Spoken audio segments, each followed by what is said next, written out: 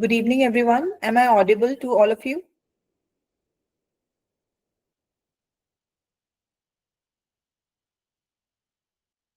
Yes, ma'am. And shall we start now?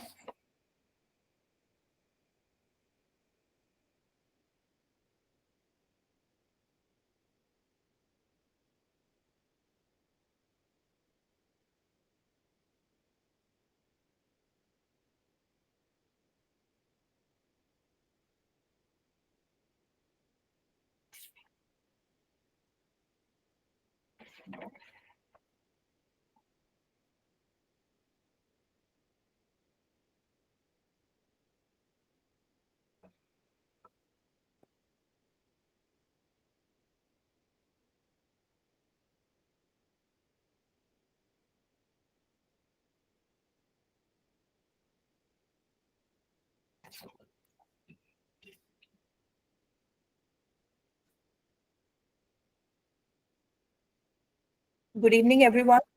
My name is Apurva Joshi. I'm a faculty in Global Institute of Technology in the CS department.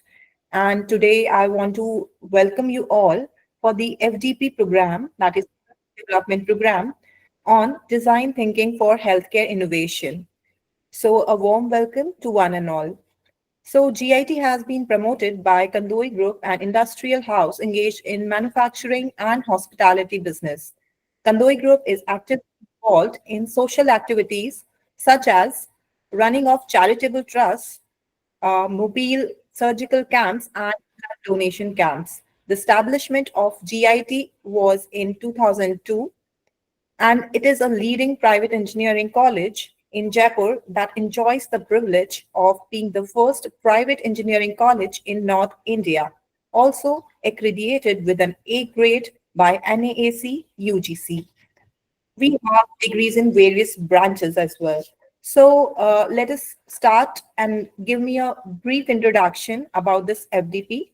So this FDP is on design thinking for healthcare innovation, as we all know, and it is designed to equip academicians, researchers, and technical students with the tools and methodologies needed to apply design thinking principles in healthcare. This program focuses on human centered design, guiding participants through the process of empathy, problem definition, ideation, prototyping, and testing to develop innovative solutions for critical healthcare challenges. The issues addressed may include patient experience, digital health, telemedicine, and operational efficiency. So the participants will learn how to create impactful user-centered innovations.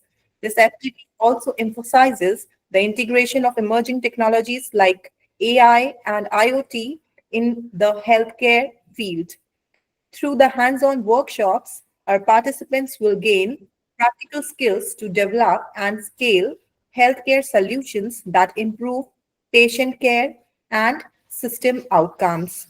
So now I would like to welcome our dignitaries from our college, our chairman, Mr. Rajkumar Kandoi, our CEO, Mr. Naman Kandoi, our executive director, Mr. Manoj Mehla, respected principal, sir, Dr. IC Sharma, all the HODs of their departments, our coordinator for this FGP, Dr. Rima Ajmera, and co-coordinator, Ms. Anantika Jory. Also, I'd like to welcome all the participants who are present here for this FTP today. So let me give you a brief overview about what is going to happen today. So basically, let me tell you about all the speakers. Before doing that, I would like, okay, so let's go with the speaker's name. First of all, we will have Dr. Pao An Yusei. He's a professor and dean from Taiwan. We have Dr. Praveen K. Singh. He's a scientist from Institute of Advanced Materials, Sweden.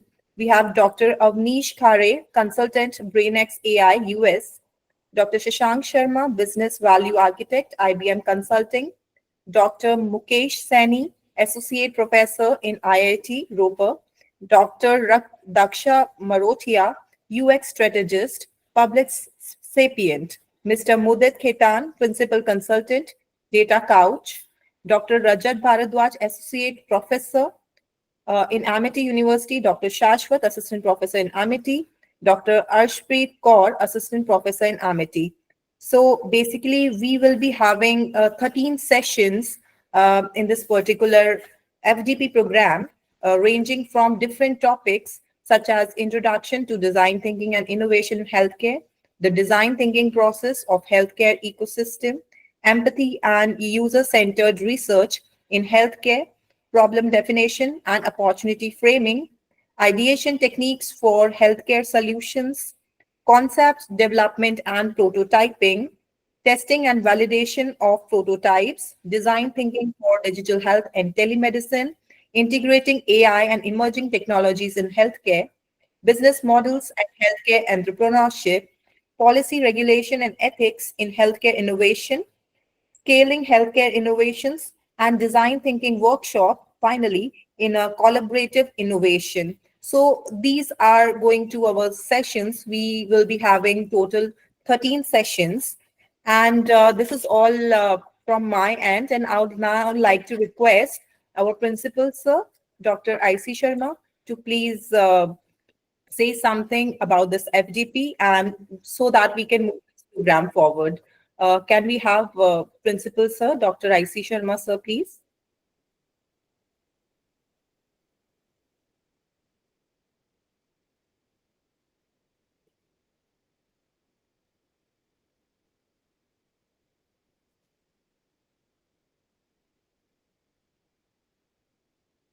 Can we have Dr. IC Sharma, our Principal GIT?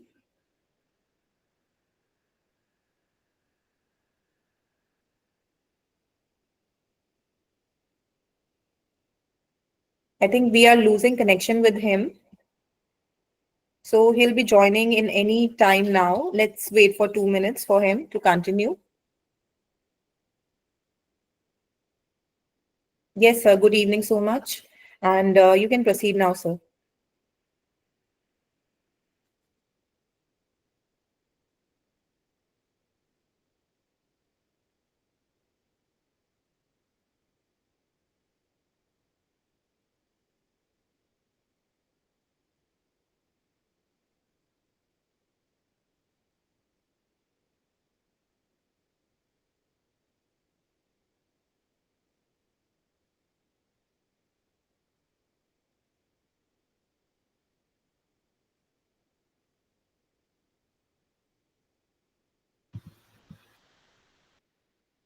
I think sir's audio is mute. Ma'am, can we unmute his video audio, please?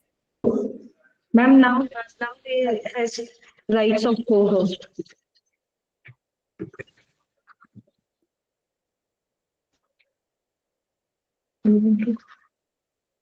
क्या करेगा? Sir, please unmute yourself. Hello, am I audible? Yes, sir, you are audible now. Thank you, Apura ma'am. It's my privilege to be here on this inaugural ceremony of ATAL FDP, organized by Global Institute of Technology. As ma'am give the brief description about this FDP, and I am very happy. There are more than 350 participants from 16 states from the India, and I give my best wishes all the eminent speakers from India and abroad. And I think this design thinking for healthcare innovation FDP, this sector is challenges for all of us at this time. And this FDP gives you most technical issues and their remedial procedure.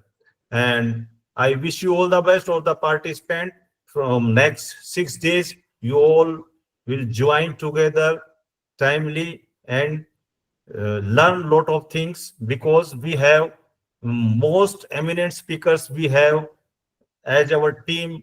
Give me the knowledge about all these speakers. I give my sincere thanks to all the Rajat Bhardwaj, MIT University Bangalore, Shashvat from Dr. Shashvat from MIT University Bangalore, and Mr. Mudit Khetan from Data Couch, and Mrs. Daksha Marochia, Public Sapient, Dr. Praveen K. Singh IIM Sweden, Dr. Avnish Khare, Brain X AI from USA, Dr. Pao and Hoixing, National Chung Cheng University, Taiwan, Dr. Ashpreet Kaur, MIT University, Bengaluru, Dr. Mukesh Saini, IIT Ropar, and Dr. Shashank Sharma, IBM Consulting.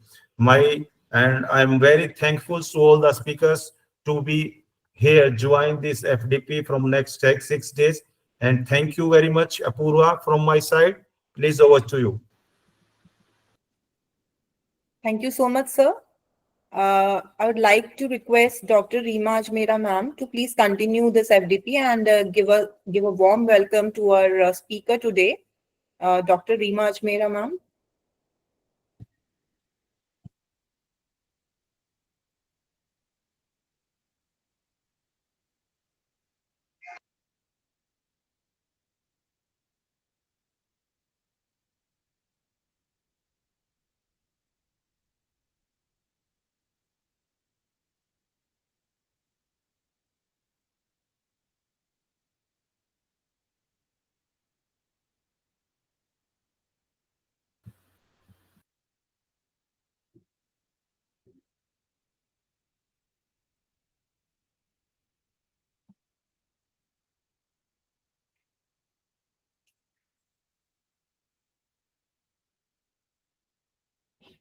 Reema ma'am, I request you to please welcome Dr. Rajat Bhardwaj for starting the session.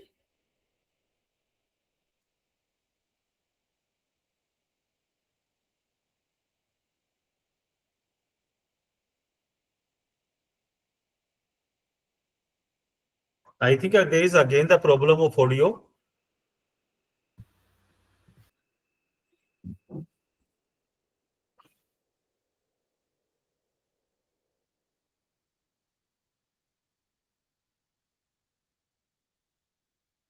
Yes, sir. Let me communicate with Reema ma'am.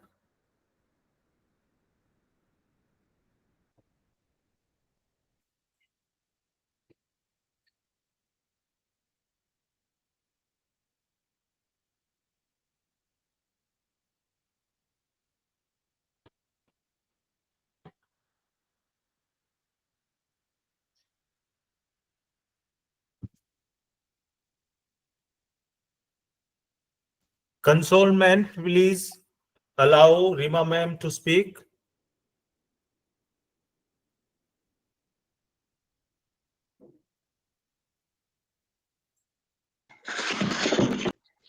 Good evening, all.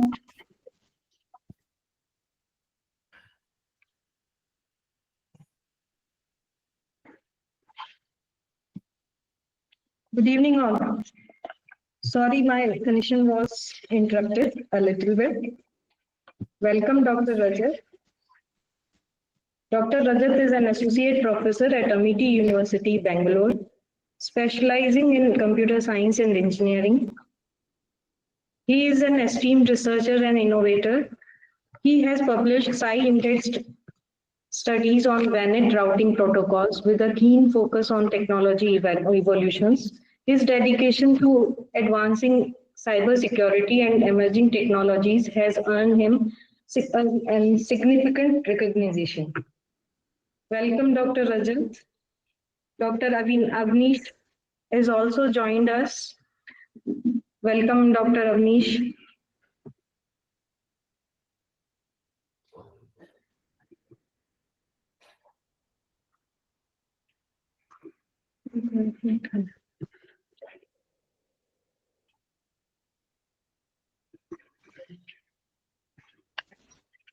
Now, I would like to request Dr. Rajat to start the session. I'm making host.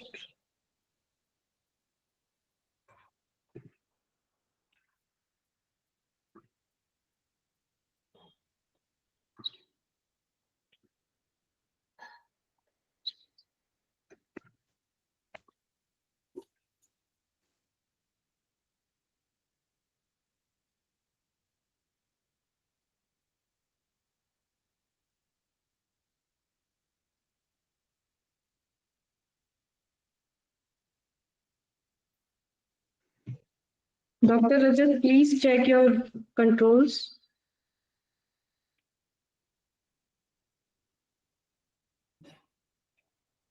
I'm audible now? Yes, sir. Yeah, thank you, ma'am, for the warm welcome. Good evening, all. So let me share my presentation first.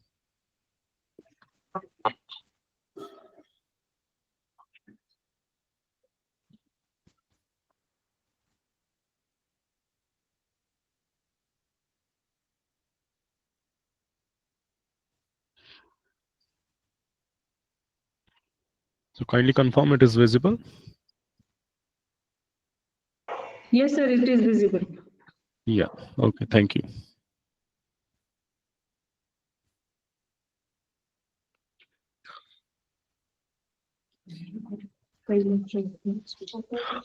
So good evening, all present here. A warm welcome by the GIT team. I would like to thank all the organizers and co-conveners who has given me the opportunity to share some lights on the topic in the FDP design thinking for healthcare. So I would like to thank the principal, sir, for the warm welcome. So now let's have a basic agenda for the today. So agenda will be the basic introduction of the design thinking and innovation in healthcare. So as we know that healthcare is again an important part in our life. So we need to work regularly on the healthcare devices to improve them in the areas so that it can be helpful to our all the patients, if one can say. So already we have overcome from the very big disease that is the COVID-19. So in 2019 and 2022 it was a great span over by the COVID-19. So we have overcome, and during that COVID-19's years, we have developed so many new things in the healthcare departments. So if we talk about, we have become so much automated on the form of healthcare. So earlier we are doing the things in the field of healthcare that are done in the manual way. So we have automated. So that automation helps in the presence of our thinking. So basically, we involved in our design thinking part. Yeah, ma'am, I think one. So, anyone is having any problem? So, can we mute? Yeah, thank you.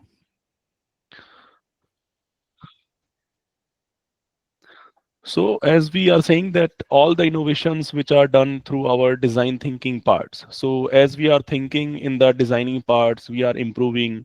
Earlier, if we think about a normal design thinking, so if we take an example of a normal computer, we say, so computer is again, as we invented, was the computer was invented. So it is in the size of, we can say, of a room. So a one room took a full computer. So as slowly and slowly as the we goes with the technologies, will goes with the years and the we move on. So we find that we can now move, or we can now use the computers on our laptops, on our palms, and we are working with the mobile phones. In mobiles, we are having a number of apps. So we can now do anything from anywhere with our only a one just click. So in healthcare also, we have designed so many new things. So that thinking comes from the design thinking. So today we are going to discuss basically with the thinking design part. So now let's start the our session.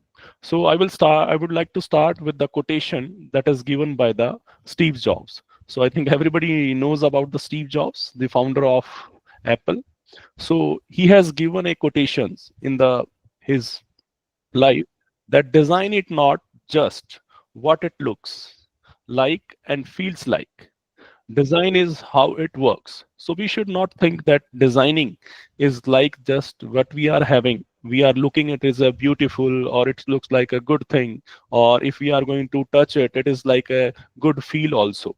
But design it how it works means how it is going to work. If I'm going to design any healthcare thing, if I'm going to design any tool for the healthcare, so it should be the beneficial for the patient, for the people who are going to use it. Okay, so if I say the example of a bulb. So bulb was designed by the Thomas Alva Edison. So how he designed? What was the logic behind it? So why he started designing that bulb? So something was there that he wants to show to the people for the help, for something help, for requirement, some requirement is there. So that's why he started designing the bulb. Now we can see the different designs are there. If you move to the bulbs, now we have shifted to the CFLs. So again in CFLs we can see the different designs. So design matters according to our requirements or how it works in a designing part. So let's now see what is a design. So now first we understand what is a design thinking. So as we go deeper in a design thinking, basically, so design thinking says, so it is a way to design a product by being of the user's position. So if I'm going to design something, it's not in a healthcare, it can be used in anywhere. So if you are going to design any patent, if you are going to design any copyright designs, so we have to focus according to the users. So what user is supposed to think or what user is supposed to going to use that part. So if I'm designing any product for the healthcare, so we should go in the shoe of a patient. So how he is going to use it or what we are going to expect from him. So it is a product by being is user's position and empathizing with the users on what exactly they feel, they need, and they like it. So it should be in that way. So design thinking is just not a we can say it as a terminology. So we are using this design thinking from the previous so many years. So if we go in the 1980s, 1960s, there also the design thinking was used, but not at this terminology as a design thinking. Maybe something like a architecture design, maybe something like a designing, maybe something like a some graphical forms. So we are working on a design thinking from the 1970s and 60s also. So if we say, so basically, so design thinking is just a human-centered iterative process to any problem, but with a proper solution that will rely on the user's position in the empathy, ideations, prototyping, and testing to create some innovative solutions.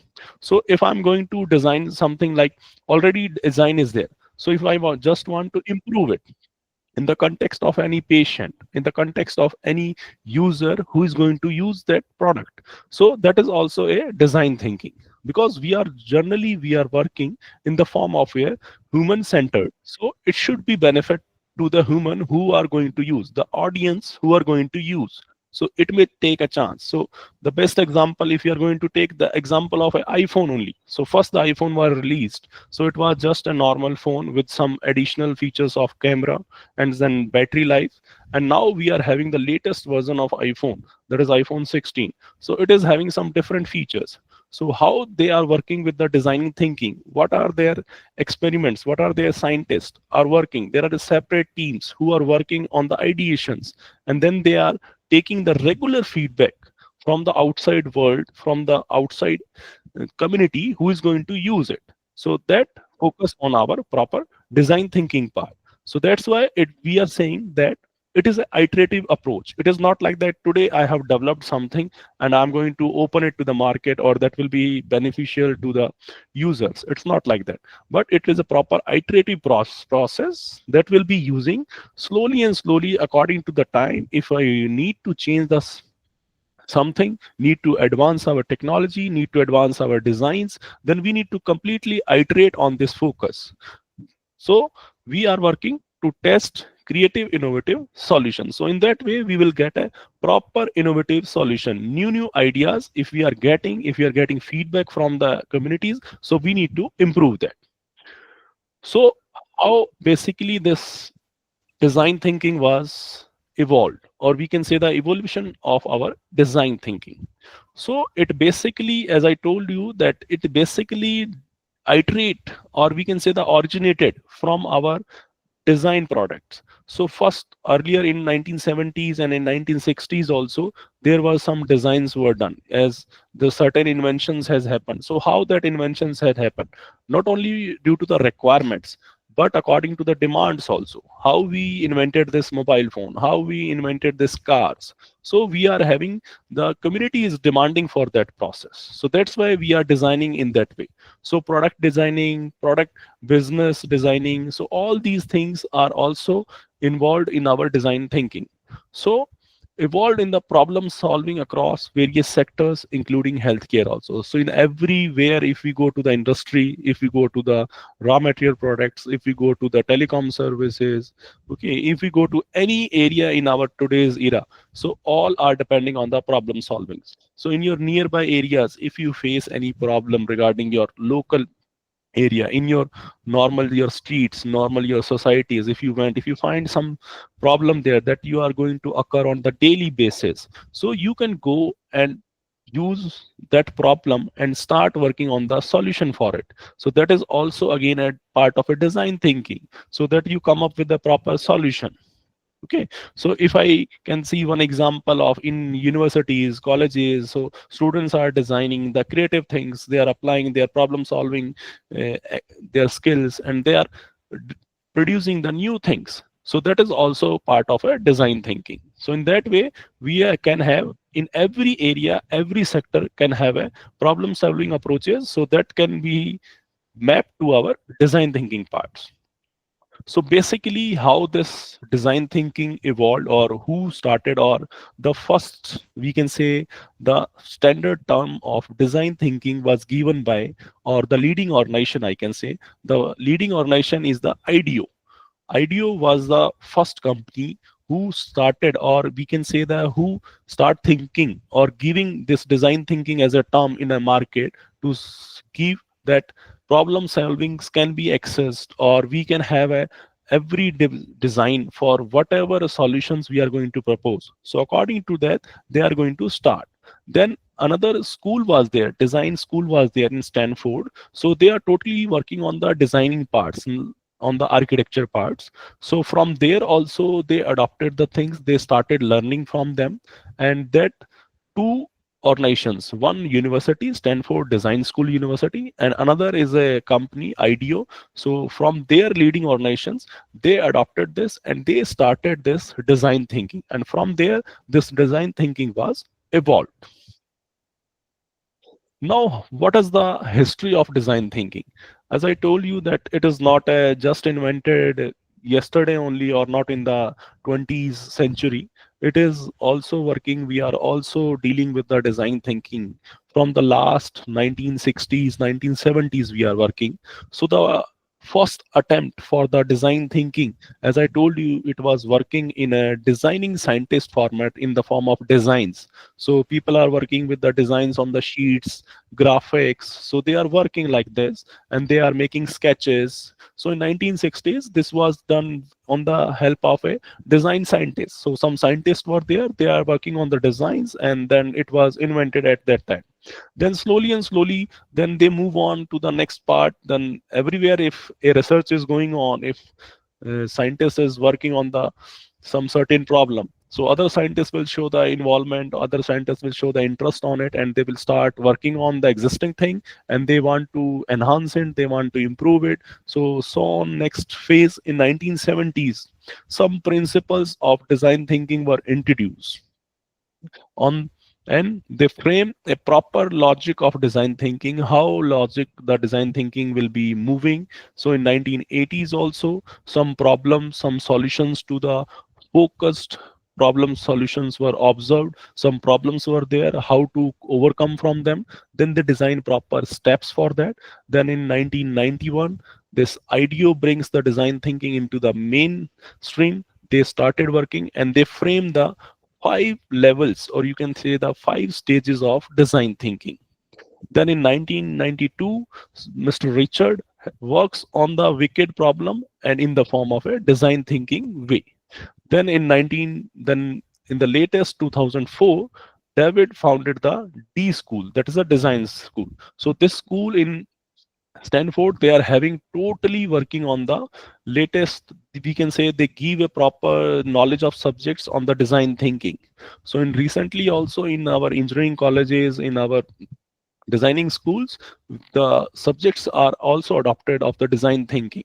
So people are training, or the institutes are training the students on the design thinking part. So how to think, if you are given a particular situation, particular problems they will be giving you, and according to that they are framing the solutions for that.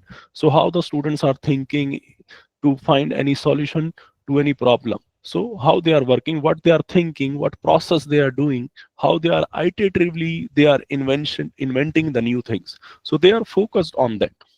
So this was the brief history of the design thinking, how it evolved and how it today's. Now moving to the basic framework of the design thinking.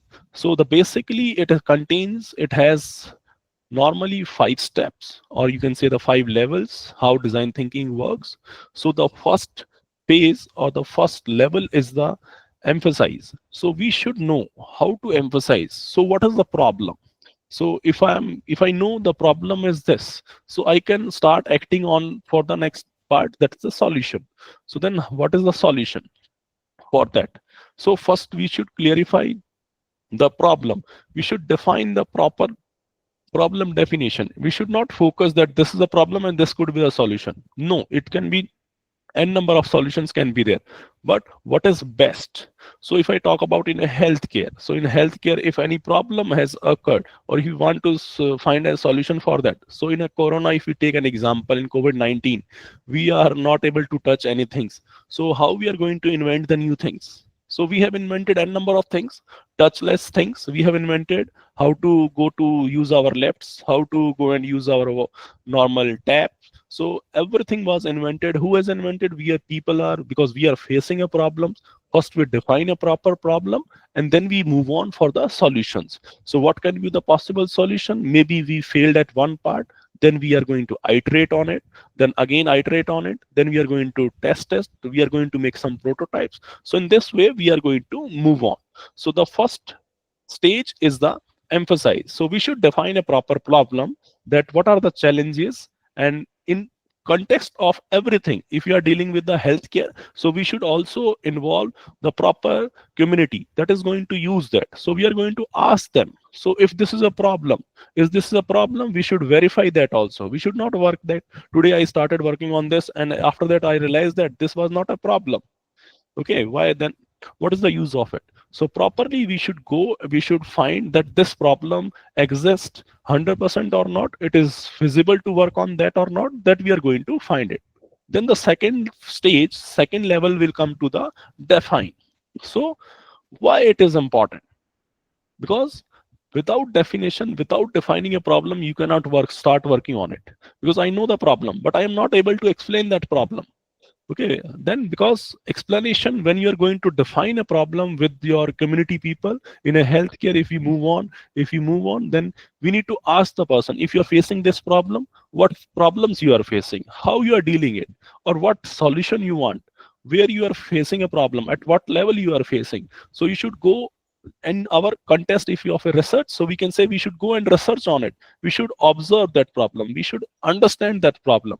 Okay, and then we should take the views of the community people also, that who are facing this problem, we should ask them, as we are doing in our research gaps. So we should find that in the form of research gaps. We should define the exact problem and how it is going to be in the next step, that we have to discuss on that. Then the level third level will come to our ideate. So now here we have to start working on our problem. So we have all emphasized on our problem, then we have defined our problem. Now we have proper description of the problem. So what is the problem going to be? And now we are going to start working on our solution. So the next step will be the ideate. So how do we solve it? Then we need to start working on the solution for it. It may be have a solution of 5 solutions, it may be 2 solutions, it may be 10 solutions. So which solution we are going to propose, on which solution we are going to work? It may be possible that we are going to work on 2 solutions, we are going to work on 5 solutions, 1 may fail or 2 may pass or 3 may pass. It depends, because again we are going to check on it. The basic in your ideate, the basic term will come is your brainstorming. So we need to go and check the feedbacks. We need to go and ask the community persons again, because we are working for them. We are designing the solution of any problem for them only. So we need to basically focus, or we need to go and brainstorm on every areas. We have to take their positive points. We have to discuss their negative points of everything. If I am designing a problem, we should not stop that. They are having some negative points also. They have some do's and don'ts also. So we should go and discuss each and everything about that, because we are going to propose, at last we are going to propose a solution for our problem. So this ideate will help you. How do we solve it? Means brainstorming idea is good or bad. Don't stop at the obvious. Okay, you should go and continue with the regular iterative form of working. It may be iterations, maybe 2 times, 3 times, 10 times. It may take any number of iterations, because when you're going to work on a particular solution, so it can be the wrong ways also. As like the best example of, I can say again, the Mr. Edison. So in a bulb, when he invented a bulb, so 99 times he fails. He has not stopped at the one point. If he has stopped the one point, so today we are not getting a bulb. So in the same way, if we are going to start, we are going to iterate again and again. If the solution fails, I will start again. I will move on next. So in this way, you have to work. So in the similar way, if we got a vaccine for the COVID-19, so we have got a vaccine. We have so many trials on it. So how a vaccine is generated? Our this Corona-19 vaccine has generated. So this vaccine also follows these all the 5 steps. Okay, so emphasize, so which community part, then define, then ideate, and then now the fourth part is again very, very important. So that is the prototype. So how do we create it? So that we have, again, this is again our main prototype. How to design? We have to make a small sample of that. If I'm going to design a bulb big machine, so we should also design in a virtual form, or we can say in a tool software form. Some prototype should be there, some small, like your small toys. So it should be give you what exactly you want to create. So start creating, experiment on it. If you fails, then again you have to iterate, and again you have to go and check, and then again create your prototype, and go on, go on, go on. So all these, if I say all the 5 steps, so all the 5 steps are interlinked to each other. So if you face that one, you have to go back and iterate and come back to the next step. So again, in prototype, it should be developed before launching or before testing, where we are having some prototypes, as we are doing in the softwares also. We are designing some prototype, we are designing some software, so we should also test them. So we are having some dummies as we are releasing the beta versions. So beta versions are used. Okay, so in that way, we are going to have prototype of any solution we are going to propose for it. And then finally, the fifth stage is the testing. So how it works? Does it work or not? Because we have designed it, we have defined it properly, we have ideated it, and then we have prototype also. Now the model is ready. Now we are going to test it. Does it works? So we are going to implement that product properly and to start redefining the product. So we are going to test on it. So as we are having in softwares also, we are having testing. So different testings we are going to do. We will open that product to some small number of communities, then we are going to have a test run on it. If it is giving a good results, if it is helpful to the community, then we are going to open it for the everyone. So same thing in our COVID-19 also. So they invited first the volunteers who can come and take the doses. Earlier it was done on some of the animals. Okay, so according to that, the whole your design phase will work. So now there are total 5 phases. So first is empathize, then design, then ideate, then prototype, and then finally your test. And if the test is done and the product is ready, then we can use, or we can make them available to the community that is going to use that design. So now we are going to discuss all the 5 phases in detail, one by one, and then we will come to the directly to the healthcare part. So if we discuss the first part, first level as emphasize. So if I discuss in the form of your healthcare, in the areas of your healthcare, so engage with user directly. As I told you, we are going to focus more to which community it is belong, which people are going to use, who is going to use. It is for the community, it is for the people, so who are going to use. So we should spend more focused time for the end users who are going to use it. So if I'm going to design any software for that, if I'm saying I'm going to design any software, if I'm saying I'm going to design today a smartwatch, so what that smartwatch is going to help, so who is going to use that smartwatch? Okay, so in that way we have to define, we have to go and meet the audience, the end users, and understand their experience, what problems they are having, what they want, what is their need, what is their design. Because we are not focusing on the design, that it should be like a good feel or good design, it should like in a good beautiful picture of anything or any shape of the design. It will be there, but it is a secondary thing, because that are depending on our UI UX. Okay, that are the graphical formats. Okay, but first we have to go for the solution, what they want, what are their desires, what type of solution they want, what problems they are facing. Then second, we are going to adopt the user's perspective. So put yourself, as I say, treat it yourself as that I am facing that problem, and then start analyzing in that way. Don't think that the X person is facing that problem and according to that I'm going to give the solution to him. No, first you stand at your place and you think that that problem you are facing on the daily basis, then you should start thinking in that way. So that will be the proper way of thinking for any solution or designing any solution. Then observe and analyze. So you should also carefully watch the users, comprehend their challenges, and gain deep insights into the problem. So you, as much as you go deeper to the problem statement, you will understand in a better way and you will find a better solution for it. Okay, it's not like that you got a normal problem and you think of it and you go. Like if COVID-19, I am taking another example of COVID-19. So if they are thinking that it will go like a normal virus, so it will go. It will not like that. So they are treating it as an high priority. They are involving every steps. They are testing every steps. Testings has been done. Then they are analyzing what is the behavior of viruses going on. So in that way, they are going to move and they are going to find the challenges, and finally they are defining the problems, and then they started working on the solutions. Now moving to the next part of the level. So I hope everyone is listening and I'm audible clearly. Can we have some hands?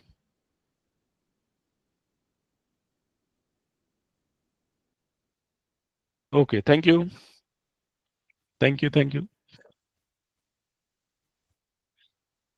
So now next comes to the second phase. That is again an important phase. The second level of design thinking is the define. So we should define a proper completely. And now I have taken the feedback from the communities. We have discussed with our patients, if we talk about, or if I say in a software part, I have discussed with our customer and users.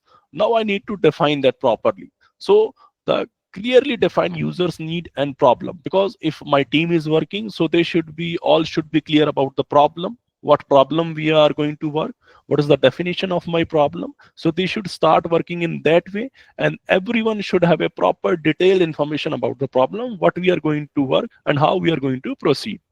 Then again, it is a very important 5 whys, because if we go and ask every time why this happen, why this is the solution, why not this is the solution, so we should ask at every point whys, because whys play a very important role, because all we are professionals, all we are teaching professionals. So in our classes also students are asking why. So if they are not asking, then it means your work is not done, your job is not done. So if you're 70% or 50% students are asking you some questions on the basis of why this happened, how it happens, so it is a clarity that they are getting some answers to that. They are involving, they are directly or indirectly involving in your content.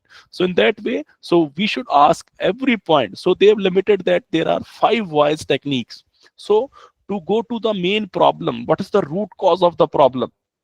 Okay, if you are finding any similar diagnostic symptoms in history taking, if I talk about normal, again corona-19, so in corona-19 there are certain symptoms like that we are facing normally in our fevers, normally in our dengue. So many certain symptoms so many people have got. So many different, we can say that different, you can say the allergies we have found.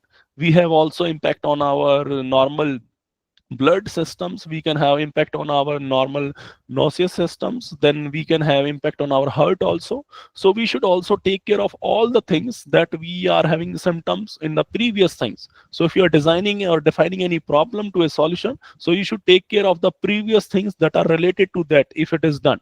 So if iPhone is designing a proper new phone, so if he is thinking of designing a new phone, so he should be looking for his history competitors in the market. Okay, so if I'm designing today a smartwatch, I'm designing for a healthcare in the department for a patient. So who can analyze all his daily vitals on the smartwatch? So we should track of all the histories, what in history has been done, what symptoms he could be having, and how he's going to. If he's not able to wear that smartwatch, he's not capable of wearing, he's having some issue with that smartwatch, okay, or maybe some skin infection he should be having from that, then it is of no use. So we should also focus, or we should also think about the problem that already happened in the history, and we should take care of them, we should take feedback from them, and then we will move to the our main problem for our definitions. Then focus on the problem statements, not the solution. This is important because most of the time what we do, we start working on a problem and we also think in our mind that this may be the solution or this is the solution. But we mostly focus on the design part of a solution, that this problem is I have achieved, and through this problem I am achieving to this solution. So we should focus, every time we should focus on our problem, not on finally solution. So if in a one go I received a solution, or in a one go if I have invented a solution for my problem, then I should go and iterate, I should go and do re-engineering. In engineering we use re-engineering for any problem, any statement, or if any solution we have achieved, so we are starting using re-engineering. So we should go and start focus on our problem again. So how I achieve this solution, is this a correct solution? Then we should let to our defining problems again, we should go and see the problem statement again. Okay, then we should iterate again and again, we should have proper explanation of each point, what problem was there. For each problem, each points I have given the proper solution to it, or the correct solution is the given by the correct problem what I am facing. So we should go and iterate on that. So this will be given our the define or definition of our problem. Then moving to the third phase, which is another important phase of the design thinking, that ideate means ideas. So how you are focusing. So you should, when you are focusing, when you are designing an idea, so we should not be biased to anyone, that if this particular community, this software or this tool I'm designing in a healthcare for doctors only, or this is the tool for the, you can say your heart patients, or for the COVID-19 patient. So it should not be certain biasness, or it is for the males only, or it is for the females only. It should not be like gender bias, because we should be facing challenges, because idea and innovation is not on the bias. So if I'm designing something, it will be for everyone, for all the communities in the healthcare who are going to use it. So it should not have any biasness on it. So we should also avoid rushing to the solutions, that I'm going to invent in the today, one night, 24 hours, I'm going to design a solution for my problem. It should not be like that. So we should explore the possible solutions. As I told you, it can be possible that there may be 5 solutions, there may be 10 solutions, there may be 2 solutions, but you should focus which is appropriate and which is giving you the best results. So as we can see in our COVID-19 also, so they have so many medicines they have invented, so many injections they have invented, different companies, but all are not having the same, you can say the same solution for it. Some are having 70% effective ratio, some are having 85, some are having 90%, some are claiming that we are giving 99%. So we cannot rely on that. So we should not run in a race that today we are going to find the solution for that. So problem, first study the problem properly, what is the exact problem we are facing, then according to that you start designing your solution for that, maybe your designs, and then focus on the solution part. not directly that today I'm going to give you the final solution. It may take months, it may take years also, but it should be the benefit for the community only. Now next, we should not also leverage the brainstorming. Means we should not focus on that this solution or this problem is faced by that x particular x part of the community. No, we should go and always brainstorm in different teams. We should also take the help of doctors if we are designing for the healthcare, if we are designing for in our software part. So we should also go and discuss with customers, with our teams also. We should always take feedbacks, because it will help us. If you require any skill based system, then we are going to ask the other persons, other community members, to help in them to take their inputs, maybe in a positive way, maybe in a negative framework, to take them in a positive way, and then start designing your designs. And then your idea will maybe refining in this phase. So when you are doing a brainstorming with different teams, with different community persons, when you are designing, so it may be possible that your idea be may go from that part to another part, may be possible, because you are moving with a certain solution. But when you are taking proper brainstorming, taking feedbacks from, it may be possible you can have some different solution also, or maybe have some plus or minus on the solutions also. So you should always think on brainstorming. Don't think that we are not going to brainstorm on the part. Then you are going to have a converge on solution thoughtfully. It's not like that. As I told you, that ideate means it's not like that today I got an answer or today I got a proper solution for something, so I will start working on that and finish it off. It's not like that. If you're going to have a proper solution, then you may be facing so many challenges in between that you have to iterate again and again, iterate again and again, maybe 4 times, maybe 3 times. It may be possible you have to iterate like Edison 99 times. It may be possibility. But when you will be getting a better solution, better design, then you have to iterate in that pose. So you have to take a proper feedbacks from your teams, from your uh, head members, from your community members who are going to use it, because it will help you to improve your solutions. So this is the main part of your, as I say, your design thinking. So ideate is the main part. Now next comes the fourth part. So it is a prototype. So when you are working, when you are designing, now we have empathize, we have define, and then we have finally your ideate, idea you have put on up. Now it's time to come up with some suitable output, like in a form of a design, in a form of a prototype. So you should have some small gadgets should be visible to you when you are going to work. If I'm going to work on a medicine part, so it should be something available to you that you can work. So it is maybe a rough working model, like a toy model we can have. So it should like that way, so that I can test on it, because after prototype the next level will go to the test phase. So again you are going to test on that part. So a rough model of any sketches, maybe in a software part or maybe in a physical part, you have to create a prototype of a product, a solution using readily available resources. So that must be available with you. Then you have to run proper test on it, maybe in a conduct mock runs. So you can simulate these processes to test their functionality and feasibility, if it is feasible or not, if it is functional or not. If today I'm going to launch some certain website, so then I'm going to test that website. Okay, so if they are going to, I can say, if they have corona vaccine, so they have a prototype of it. So they are going to test. So it should be physically present. It should not like that they were going to test on that 100 persons have come voluntarily on test. So what they are going to test? So the medicine should be available. Okay, the proper things what are involved in that, that should be available to them. Then it should be evaluated with a real world performance. It's not like that I'm testing or I'm saying the stats on our basis only. So it should be, we can say, the real life problem that the real world is going to see that.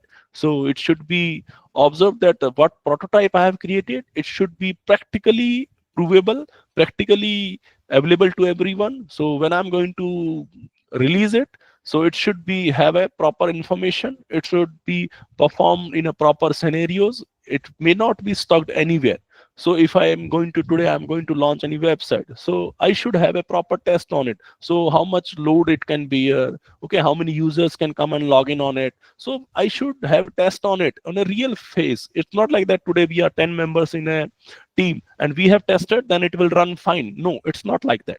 So it should be tested like a real world performance. So we have to go in the market. So if today, if Meta is going to launch something, so they are going to test on it. So inside like that, so team should act like that, that we are going to have in a real world. So how real world is going to act, what performance is going to happen by this product in a real world. So we should have performance, or we should test in that part way. So your prototype should be like a real world performance. It's not like that I have created a small toy and it, if we are okay and we are testing on it, then it will run for others rest part also. It's not possible. Okay, so we should have a good performance of our prototype. Then we are moving to the next phase, the next level, that is the test level. So in test, again, we have to test our full prototype, what prototype we have designed or what demo we have taken. So we are going to now test it. So all the feedbacks, what we are getting after this. So again, we are going to validate them and we are going to test with the user, how the end user is going to use. So finally that, and if any feedbacks are coming, that we have to take. So in Corona 19 also, they have given to voluntarily to 100, 200 persons. And then what they have done, they have observed them, they have kept them in the monitoring, and they are saying what changes are happening, any side effects are going on. Okay, because so many people will be having different symptoms for different diseases also. So they have given to different categories of diseases, maybe the age issue, maybe the already who are having some symptoms, who are having high symptoms, who are having low symptoms. Then according to for the different age groups, then again for the, we can go for the different genders also. So in that way they have tested. So if any feedbacks are coming, if they are getting anything, then they are going again and they're going to again iterate on that idea, and then again prototype will be created, and then they are going to test again. So you should redefine through iterations, because testing will only give you the exact scenario, exact focus that for what you have created and what is the final result coming out. If any iteration is required, then you have to enhance your solution, again go and address the problem, and again go and check your first questions. What was the problem again? What is the definition of problem? What is the empathize? Who is going to use that? You are going to focus on that. Okay, again your 5 whys you have to ask. Why? Then again iterate it, and then again redefine, and then again same process, ideate, prototype, and then again test. If your test passes them, then your product is ready. So again, if ideation again requires brainstorming, so go and brainstorm. Don't think that it is bias or it is no brainstorming is required. It is continuously defined, because all the 5 steps, all the 5 stages are continuously connected to each other, and we are going to again iterate at every step, and then we have to come back to the next level, then again follow the same step, then again coming back to the next level, and then again moving to the next level till it passes all the tests. So we have to repeat the basically the your idea, your prototype, and your test again. So continuously redefine and improve solutions through repeated brainstorming and testing phase, because last phase of your test is going to tell you what exactly you are going to do, or what your product is going to help, how you are designing your product. So these all are the phases of your design thinking. So now after that, we are going to move in a healthcare, because our focus of this FDP is on the design thinking in the area of healthcare. So how this design thinking is related to your healthcare, or how it is going to help you. So the first part, the first stage, your empathy. So how this empathy in design thinking is going to relate with your healthcare. So how it is going to help you. So basically, as I told you, empathy means we need to find the area with the community who is going to face the challenges, who are facing the challenges, who are in the need of that solution, or for whom you are working. You are going to enhance the design, you are going to find the solution for them. So it should be focused on understanding human emotions, needs, motivations and their behaviors. Because in the healthcare, who are there? They are the only patients for which we are working, or the helpers, or we can say the members who are working, or the community who is working for the healthcare. So we should ask from them. We should also take care of the human emotions. So what emotions they are having. If I'm going to today's design, if I'm going to find any solution or any device for cancer today, because cancer is the first dangerous, then if I'm going to design anything for the heart disease, okay, I can predict that if any person is going to have a heart attack, so how I can predict. So if I'm going to design some tools for that, some medicine for that, okay, some solution for that, then we are going to find a proper working of that community who is facing that problem, who is having a need for that, and what are their motivations. If we give them a good solution for them, if we design a good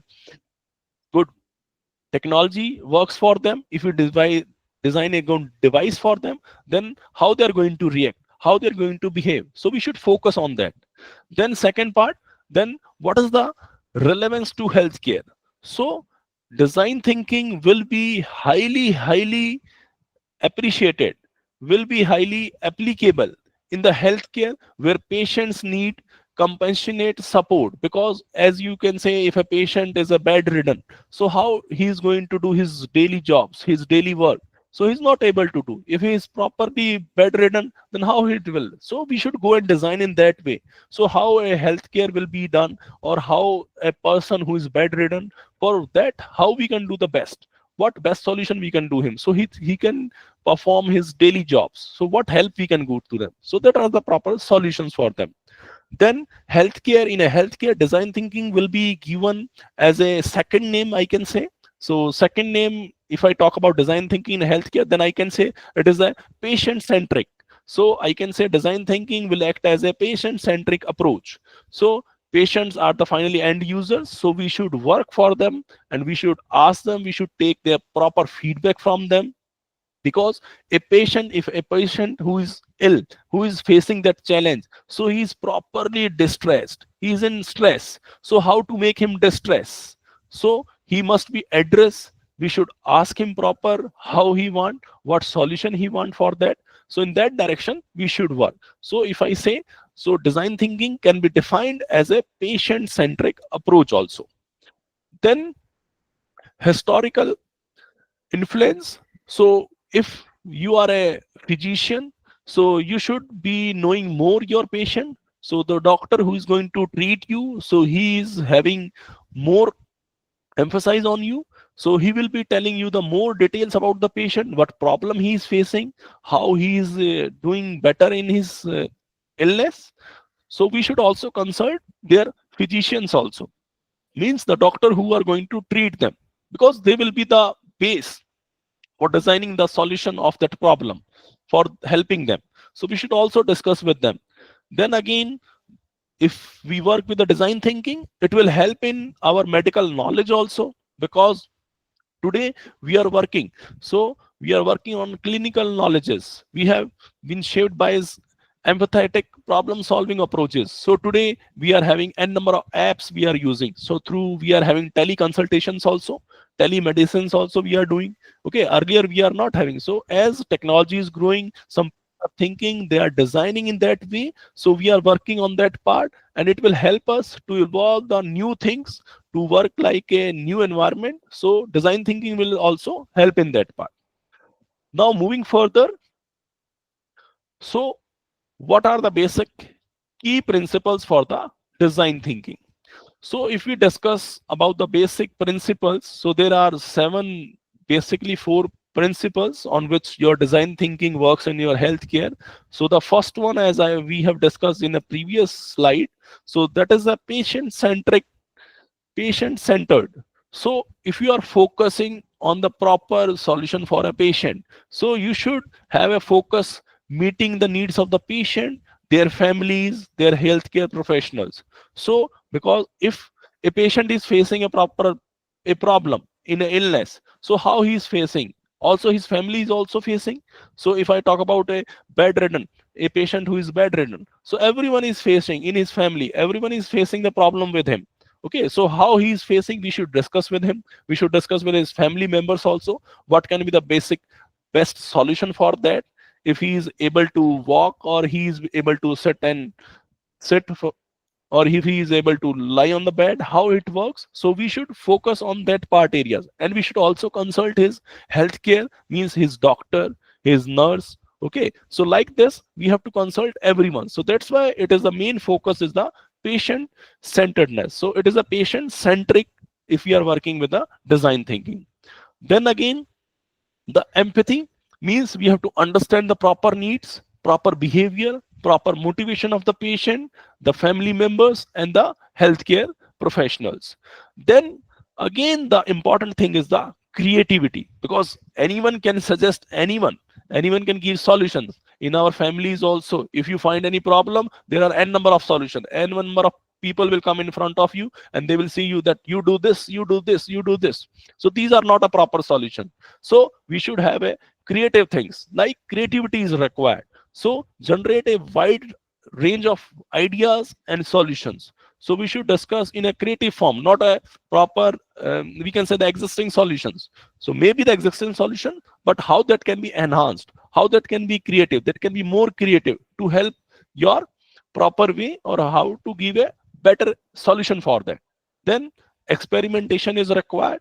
So if you have finally, you have empathized on it, you have designed it, you have a problem, now you have to experiment something. Then because for the solution you need to iterate on it again and again, you have to iterate on proper ways. So experimentation is again important. That is the main key principles of design thinking in healthcare. Then next may be the collaboration, because as I told you, you cannot work single-handed on any solution. As a team member in a software development also, we are having a number of different domains of the team. So all should be collaborative. So in a similar way, when you are working with a design thinking, you are designing something for a healthcare. So you should have a collaboration with all the healthcare persons, all the healthcare peoples, or all the healthcare professionals who are involved in that. So maybe patient, maybe the family members of the patient, and all the doctors, nurses who are using that. If I'm designing a proper tool, if I'm designing a tool to measure your blood sugar, your measure your oxygen, so who is going to handle it? So we should go and talk to them. So the attenders, the experiment, the lab staff, we are going to discuss with them. We are going to take their feedbacks, and then we are going to design, and we are going to process in that way. Then finally, your holistic understanding. So again, the holistic understanding, the social need of a patient, families, how it works, their physical, how they're going to react, how they're going to behave, it should be understandable. And then finally, on a clinical outcome, what will be the outcome? If I'm going to design today a product, if I already am having a number of products in oxygen measurement, a number of products for my BP, how to measure a BP, a number of things. But if it is going to be in the market, how it is going to help? It is beneficial for the clinical outcome, or it is beneficial to reduce my cost, or it is going to enhance some safety for the patient, or it is going to be the beneficial for a patient. So we should also focus on that part. So all these 7 key principles are important in designing any design thinking for the healthcare part. Now moving, so how design thinking applies in healthcare. So if I'm moving to the next part, so how we are going to apply?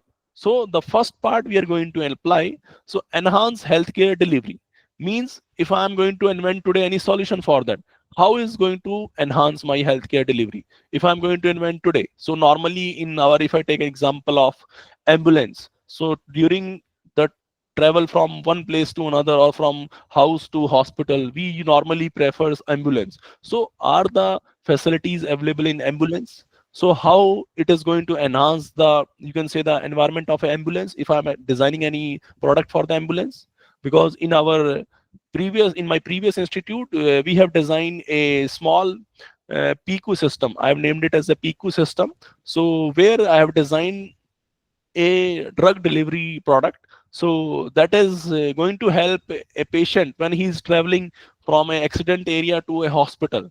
So the doctor will come to the remote on a mobile, and he will instruct the person who is present in the ambulance to give him a dose of 10 ml or 5 ml according to the whatever is required, and they will give him the dose on wheels when he's transferring from accidental area to a hospital. So that product we have designed and we named it as a PICO. Okay, so drug delivery device we have designed, so that can also help. So how it is going to enhance the healthcare delivery, so that is important.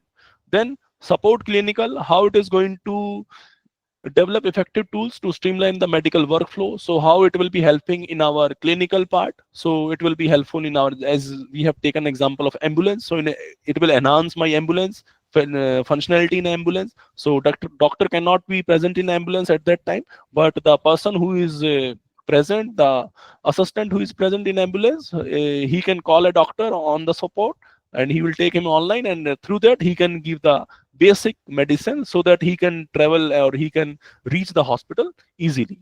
So next part is empower patients. So design, as I told, the design thinking will be the main part of the patient centric. So we should have a products that are active participation in care.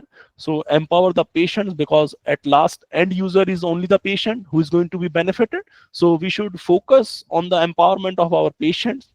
Then today is the era of technology. As we are talking about, different technologies are coming in the areas, AI, blockchain, cyber security. So why not to innovate with the technology? Why only focus on the physical designing parts? So we should also create some designs like that, so they can be attached with the technology. So innovate with the technology, we can have some apps.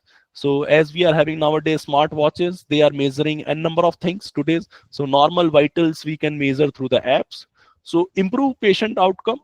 So next will be the how a self-monitoring or a better health management solution can be given, so that I cannot go for a small things to a hospital or can call my doctor. So if I'm getting any feedback or I'm getting any clinical thing in my at my home through any proper enabled devices, so it is beneficial for me, because at last patient is having some good output. So if he is getting some good outcome, he is relying on it, so he is able to use that. So that will be the solution.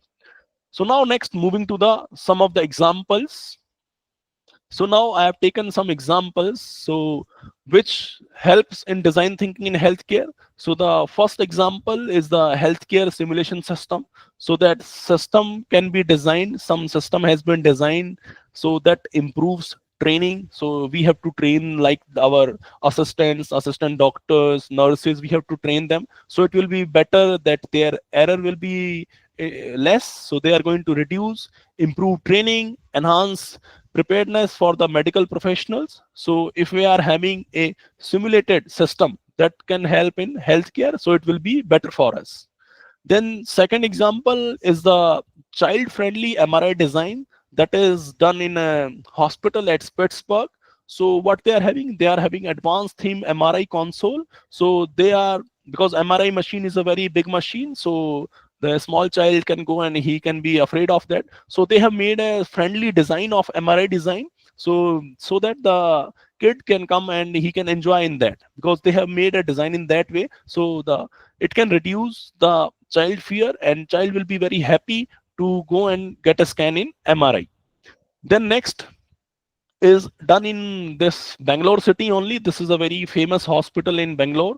So Esther RV Hospital. So they have designed a pediatric emergency unit redesign. So when the newborn child is born, or the any child who is having sick on a very emergency, so they have designed a unit, they have redesigned a proper area in a RV hospital. So they have trained emergency, so they have designed in such a way so that will be separate for the newborn child, because sometimes newborn childs are having certain problems. So according to that, they have enhanced it and they have created a new area for them on the well new technologies. So that will be controlled by them, and it will be having a comfort zone, comfort environment they have created with the number of toys and number of designs they have created like that, so children can enjoy that. If a children who is having very high fever and they are not able to, because we have to give them vaccines also, so many things. So according to that, they have made a friendly designing part, or they can have a design area of the children's.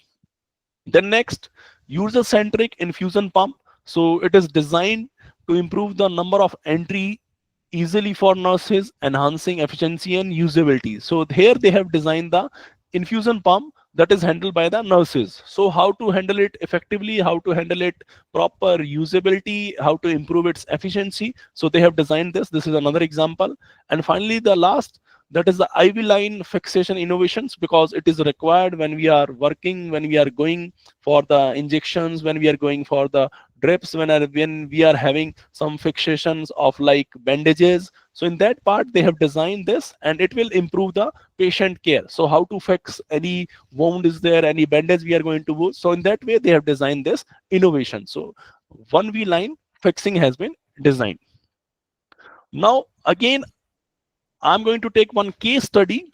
So how a design thinking works if we are having a one disease, that is the Alzheimer disease, because it is a very common disease. Okay, after you can say the this cancer disease. So this is the second disease that is faced by the in normal, I can say not so much in India, but in foreign countries this is the most rapidly growing disease.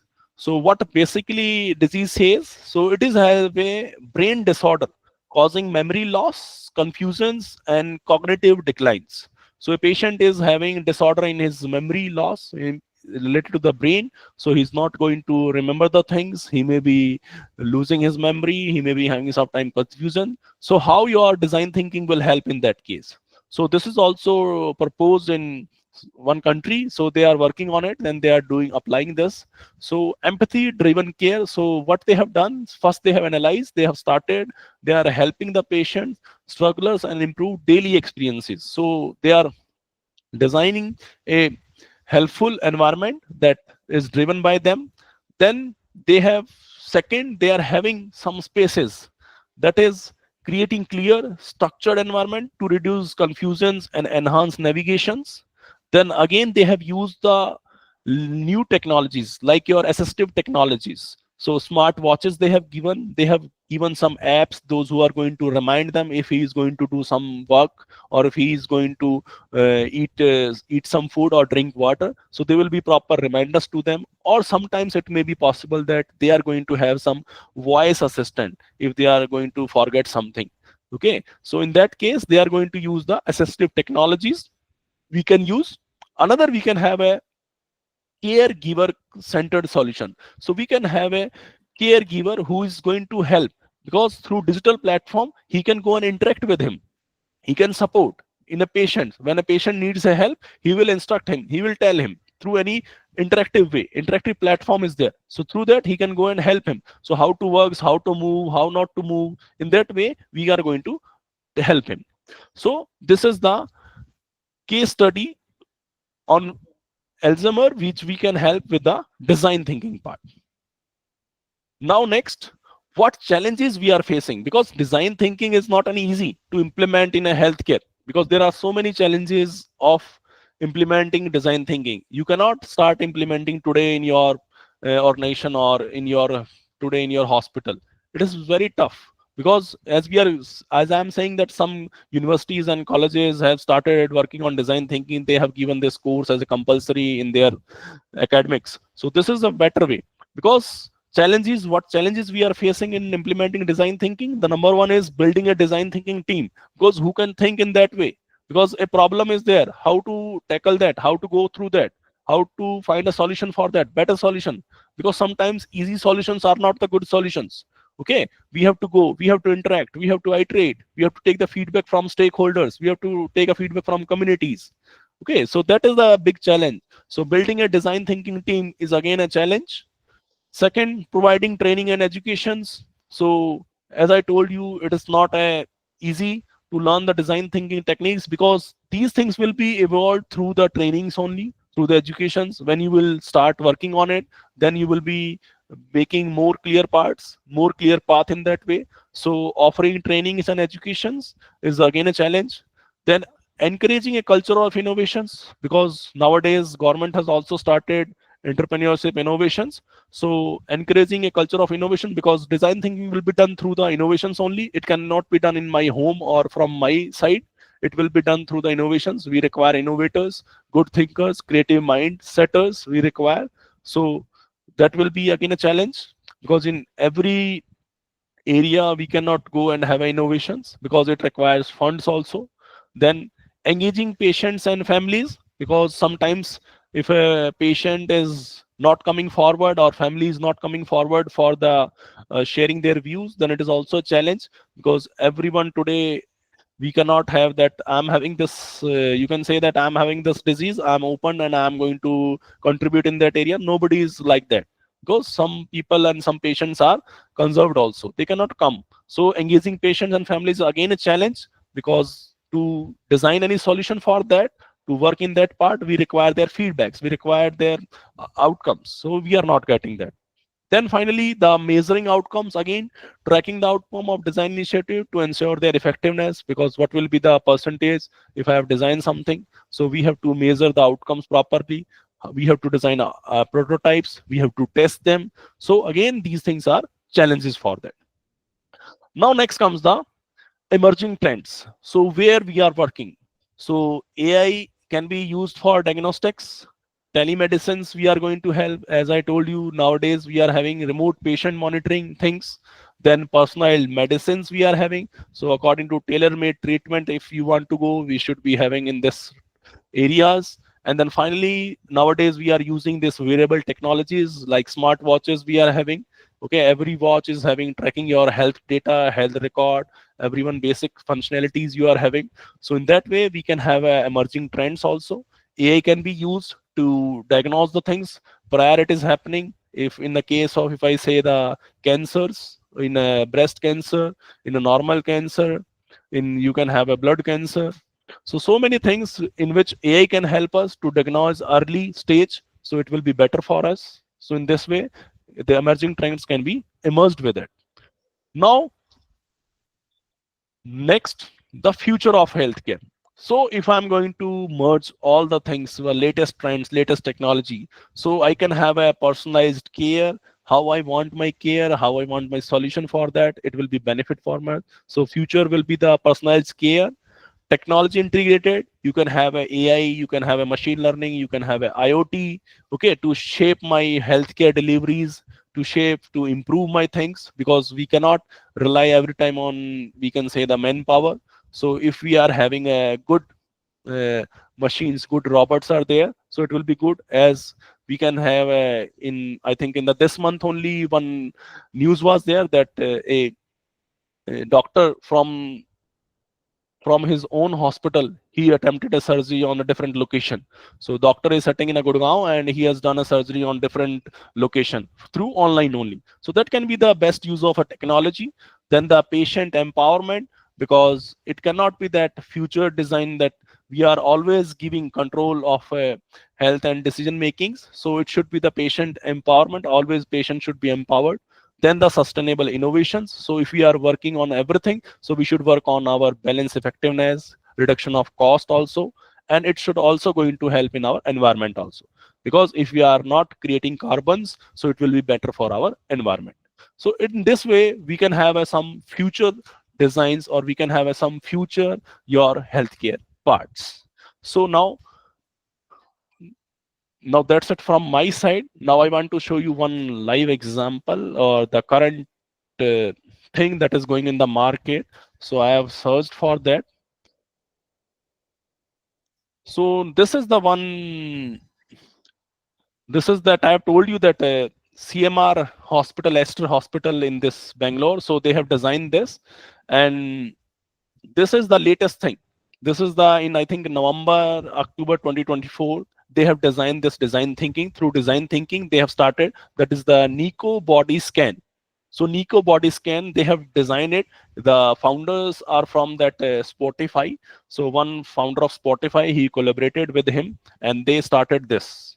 So through their family only, they are sitting and they are researching, and through that they find this is a proper scan of a body. So this is a machine. So in the machine, if a person go and stand, so within 15 minutes, he can get all the basic, all the vital test through this scan. So he can stand there and he can get all the things, basic things. basic vitals within 15 seconds, 15 minutes, proper report will be given to them. So this they have designed like a scanning, so they can pretend, they can install, because it is not live in many of the countries. They are working in 2 countries only currently. They are going to expand their things. So basic like cancer, if any cancer is there, so it will be detected and they will be telling you. Any problem on your body is there, so they will be going to tell you. Blood sugar, they are going to measure. Their heart disease, they are going to measure. Like this, they are going to measure, they are going to scan, and then full vital, basic vitals will be captured in 15 minutes, and it will be with you in a full data in your mobile app. Mobile app is there. On that you will get a full report on that. So this is the example of a live design thinking, how it started. So they have designed this Nico body scan. So that's the end of my presentation. All the best. So any questions? Thank you, sir. If anyone has any question, they may please turn their mic and camera on and then ask Dr. Bharadwaj your questions.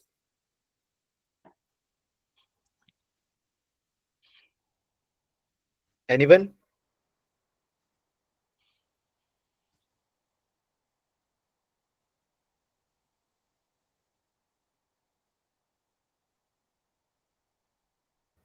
Am I audible, sir? Yeah, sir, you are audible.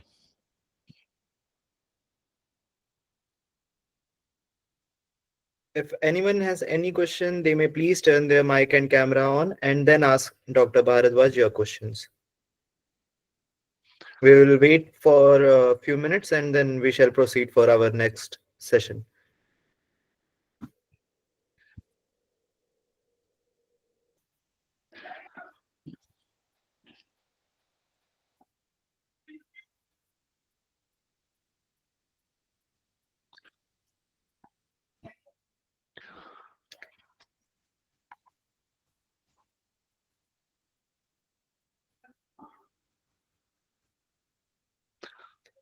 I think no Okay, questions. All have I cleared, no guess, problem. yes, sir. Hmm. Yes, sir. I guess there are no So questions from I'm you. I'm sharing my mail ID in a chat. So if anyone want to collaborate or anyone to research in any area regarding this design thinking or assistive technologies, we are working. Recently, we have submitted one project in ITBI for 5 crores on the assistive technologies. So if anyone is interested for collaboration, it is open with me. Thank you. Ma'am, your mic is mute, ma'am. Yeah.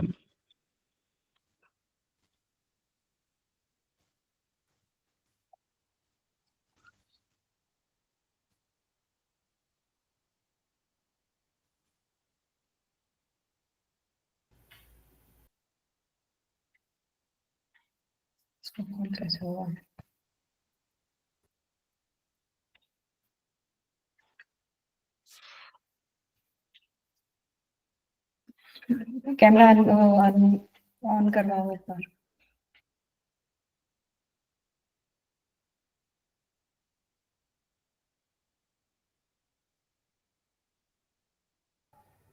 I would request everyone to please turn their camera on so we can have a screenshot.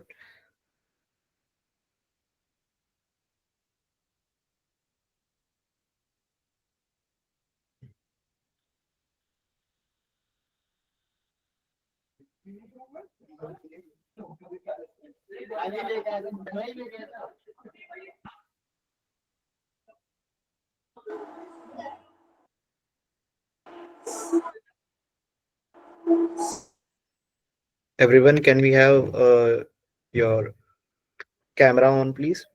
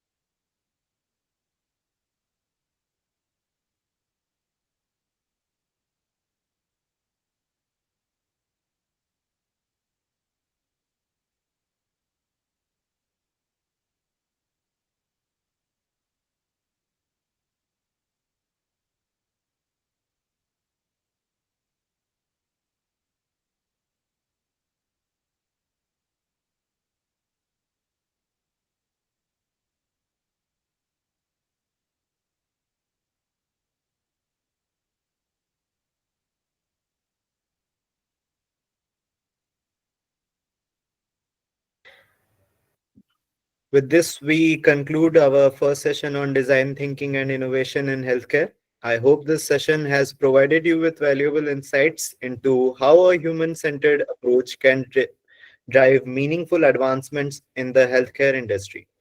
From enhancing patient experiences to fostering innovative problem solving, design thinking is truly shaping the future of healthcare. A sincere thank you to Dr. Rajat Bhardwaj for sharing their expertise and shedding light on the transformative role of innovation in healthcare. His insights have undoubtedly enriched our understanding of this critical topic. Thank you, sir. Thank you all. Thank you.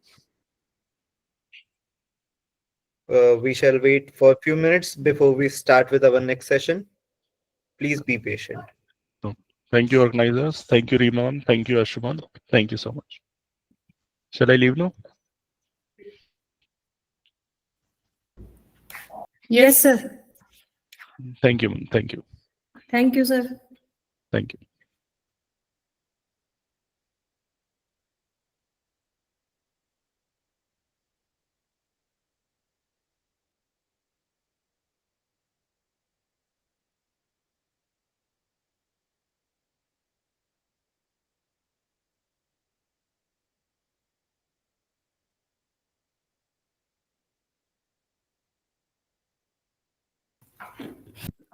Dear all, we will start our next session at 7:45 p.m. We have 10 minutes break. Please join again at 7:45.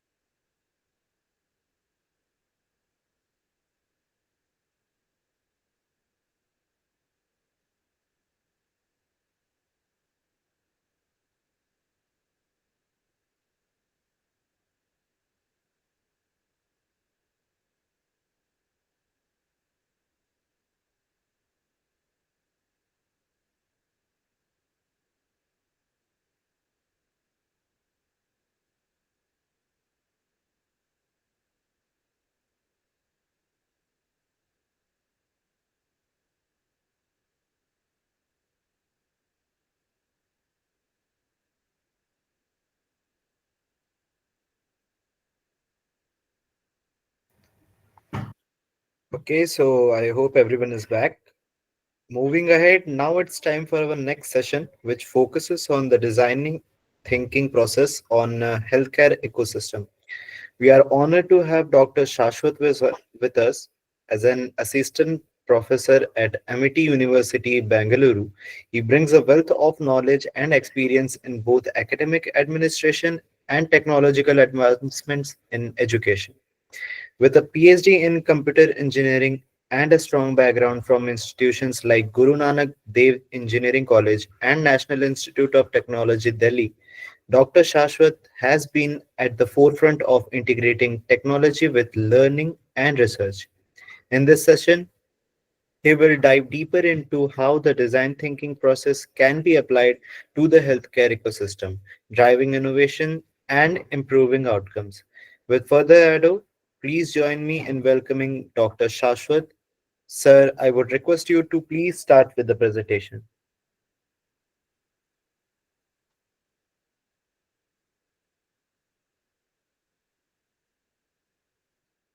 I'm audible? Yes, sir. Yeah. Thank you for a very good introduction. Right. Uh,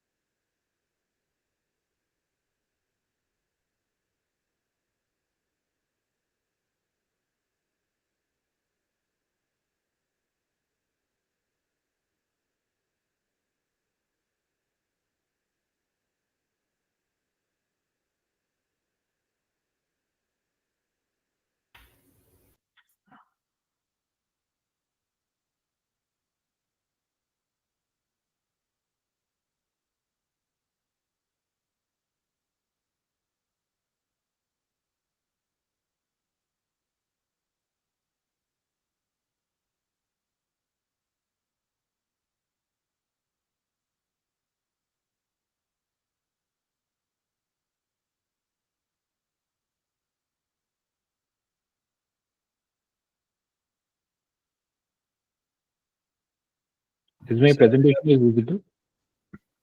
yes, you are audible now, sir. My presentation is also visible? Yes, sir. Yes. Thank you.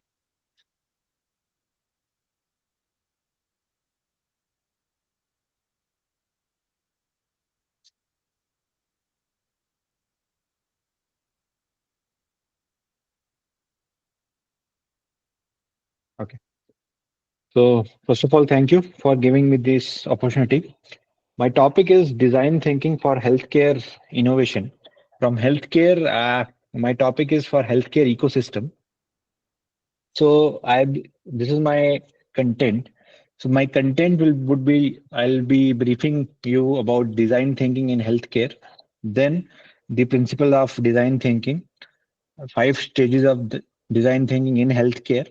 Now my focus is on probably it's on case studies. So case studies, I have taken three case studies, three general case studies, which probably would be best examples that how these case studies would be helpful for the design thinking in healthcare perspective for development of AI and machine learning techniques.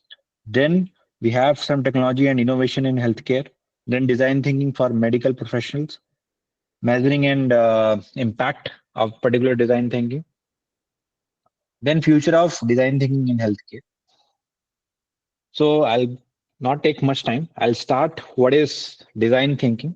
So our design thinking is a human-centric approach. So first of all, we have to understand what is human-centric approach. So human-centric approach, we have five stages.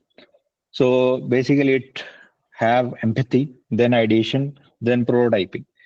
So empathy means we have, this is basically why empathy is important for a particular person, for patients. So, but probably if we are talking about the healthcare. So, healthcare, obviously, we have a case study of patients. Then, obviously, patient needs to interact with the doctors. So, doctors should have that empathy and ideation and prototyping. So, empathy is a understanding the needs, pains, and gains of the users. Then ideation will be there, generating a wide range of creative solutions.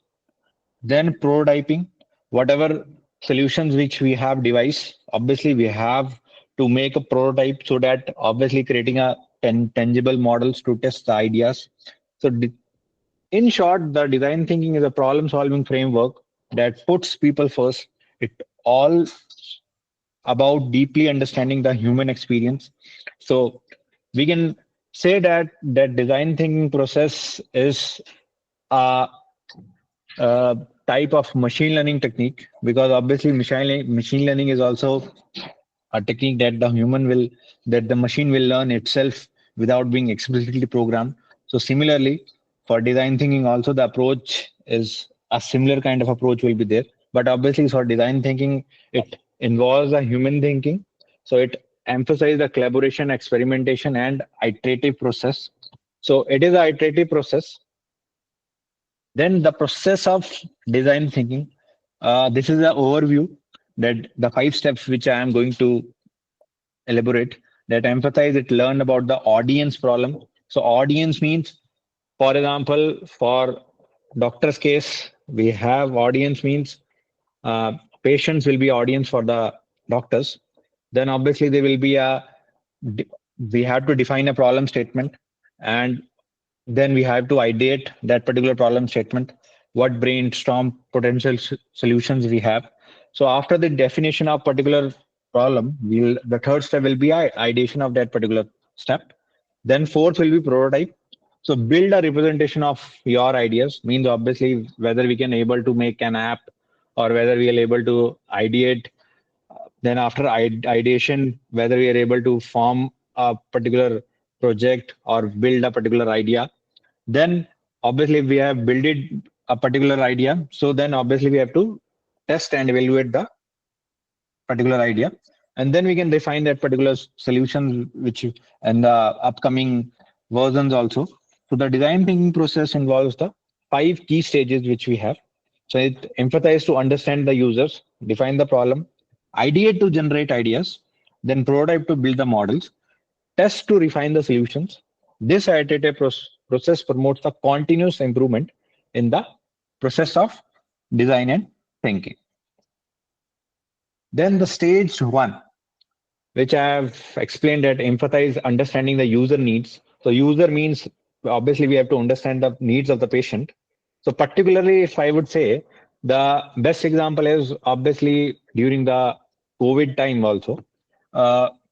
We have faced a lot of chaos during the COVID time, because we have observed that obviously we have a large amount of users and the large amount of patients being there during the COVID time, and pay attention to every single user. It's very hard for the doctors also, because of the large gathering.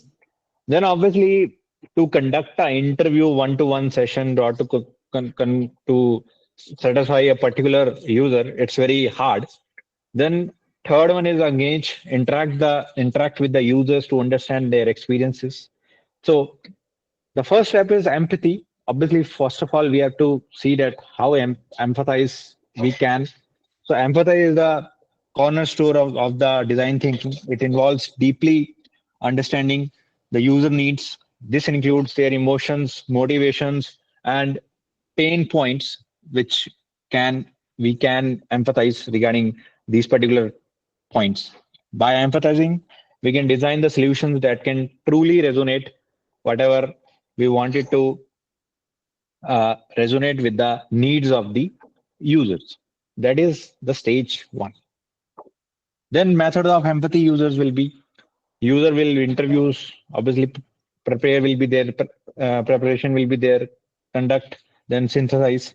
So develop a targeted questions, then listen actively and ask follow-ups, synthesize, identify the key themes and insights. The user interviews are a powerful way to gather the qualitative data. So there is something called quantitative data and another is called qualitative data. So here we have to focus with the qualitative data. They provide a rich insight into our user experiences. obviously we have to prepare well, listen actively, and synthesize the finding.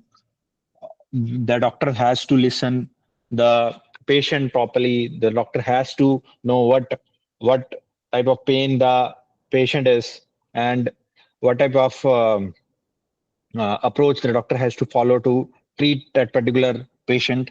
This approach leads to be a deeper understanding if a particular doctor is going to have empathy towards a particular patient. Then methods of empathy, observation, and shadowing. Observe, watch the users in their natural environment, then shadow, follow the users to understand their journey, then document, record the detailed notes and observations. So these three methods are very, very important methods to empathy, observe, and shadowing. Observe means obviously we have to watch the users, whatever environment the user is having. Then shadow, follow the users to understand their journey. That if it is possible that the patient is able to explain the case study, like for every case, it is very, very important to understand about the case study, like what are the problems that users have been gone through, and whether a doctor can able to devise a solution. Then a document will be there, record the detailed notes and observations. That third step is very, very important. So first two step is the integration of the third step. So observation and shadowing provide the first-hand insights. Then watch the users in their natural environment, follow their journey to understand their experiences, document your observations to identify the patterns and unmet needs. Methods to empathy surveys and data analysis. As if we can uh, wanted to integrate it with AI. So regarding the AI, we have wait time, communication, staff friendliness, and cleanliness. So these are some methods that we can able to integrate in certain app, so that we can have, obviously the patient has to wait for a longer period of time. Then the second certain thing is that communication between patient and doctor is very, very important. Then staff should be a friendly staff, of whether it's a clinic or whether it's a you can say whether it will be a hospital. Then the important thing is cleanliness of a particular clinic or particular hospital. It's also a very, very important. So these are some surveys and data analysis points which is very, very useful for regarding for method for empathy. Then stage two. First, we have empathy, and stage two is define framing the problem. So once we have understood the problem statement, obviously we have to frame a particular problem, that how it works. So synthesize the findings, combine the insights from empathy and activities. Then second is identify the core problems, pinpoint the root cause of user's issue. So what, for example, if the particular patient is having some problem, so the doctor has to not only treat that particular patient, but doctor has to tell like what is the root cause of that particular problem, why he is getting that particular problem. It is very, very important. Then obviously, if the root cause already we have done with the root cause, so the third stage will be develop a problem statement. Clearly articulate the problem to be solved. So it can be solved by the various methods, and defining the problem is a crucial for effective solutions. So obviously, if we are not defining the problem, will not actively, crucially, will not able to perform the whatever doctor has to perform on the patient. So doctor will not able to perform, because of obviously if doctor is not having any idea regarding the patient history or the case history. So case study is very, very important. So the second is define the framing the problem, very, very important with regard to stage two. Then obviously, if it is able to synthesize the findings from empathy activities, then identify the core problems, develop a clear problem statement. This guide the ideation process. So now, till now, doctor has not have any idea. So third is have third stage will be a idea. So obviously to build an idea, a problem statement should, a very, very clear idea should be there with regard to your problem statement. Then problem statement examples in healthcare. So there are many problem statements. The example will be an inefficient patient flow. The patient experienced long wait times. Staff struggle to manage patient flow. This leads to be a dissatisfaction and delays in the care. So probably if I would give an example, I can give the example of US, Canada, right? So there they have uh, the patient has to wait for a longer period of a time, and the patient has to wait until he'll get his turn. For example, uh, if a particular patient is suffering for from a cold or cold and a flu, so the patient has to wait until the patient will have his number. Like they have a system of token number, so the patient has to wait until the patient gets his number. So it may happen that, for example, you have a cold and flu, so you'll get the number of patients are there, 1,000 number of patients are there ahead of you. So you will get the time after a certain period of time. So it may happen that after 2 or 3 weeks, you will get a chance to meet a doctor. So until that time, your cold and flu is already recovered. Right? So then there is no need to meet the doctor. So that is a major issue which is having in Canada, US. So that is a issue is there. In India, it's certain we have certain apps, for example, Practo, Medicare, Tata Health. So we have certain apps like, for example, I'm not feeling well. I can just call a doctor and I can talk to him. I can just uh, take care. Right. So this is how it works. So then poor communication, lack of clear communication among healthcare providers, patient feels ununiformed, uninformed, and confused. This compromises the care and quality. So a well-defined problem statement is specific and actionable. Example includes inefficient patient flow and poor communication. So these statements guide the search for targeted solutions, focus on the core issue. So from my point of view, this is the main and the core issue, what we have in the design thinking, and particularly for healthcare ecosystem. So we have a number of apps which we can integrate. So identifying the pain points in the patient care. Obviously, the first and major foremost pain point is long wait times. The second is lack of information. The third is complex process. So probably this is the three identifying pain points in the patient care.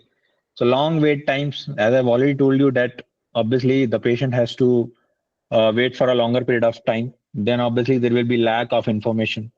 Either patient is not able to explain his problem, or either doctor has not able to understand what the patient is going to tell, right? And the third is complex process. So it always depends on the hospital to hospital or clinic to clinic, that how much complex the process it is, right? We have already seen so many movies and so many series that how it works. So stage 3, it is ideate. So generating solutions, generate a large number of ideas will be there. That is a brainstorming. So obviously we have a large number of ideas are there. Then sketch that particular ideas what we have in our mind, that visualize the potential solutions. Then prototyping, build a tangible models. Tangible means we have physically models. We should have physical models that we'll able to deploy. Then ideation is the process of generating creative solutions, brainstorming a wide range of ideas, sketch and visualize the potential solutions, build a tangible models to test the concepts, encourage the diverse perspectives. Stage 4 is the prototype, building to think. We have low fidelity. Now, low fidelity means some prototypes, obviously, they're very easy to build. So quick and inexpensive prototypes are also there, and high fidelity prototypes are also there, which are very expensive prototypes. So the difference between low fidelity and high fidelity is that low fidelity is quick and inexpensive prototypes. Then high fidelity means it is a more refined and more realistic prototypes. So prototyping is all about building tangible representations of ideas. Low fidelity prototypes are quick and cheap. High fidelity prototypes are more polished and realistic. Prototype helps to test and refine the concepts. So out of these five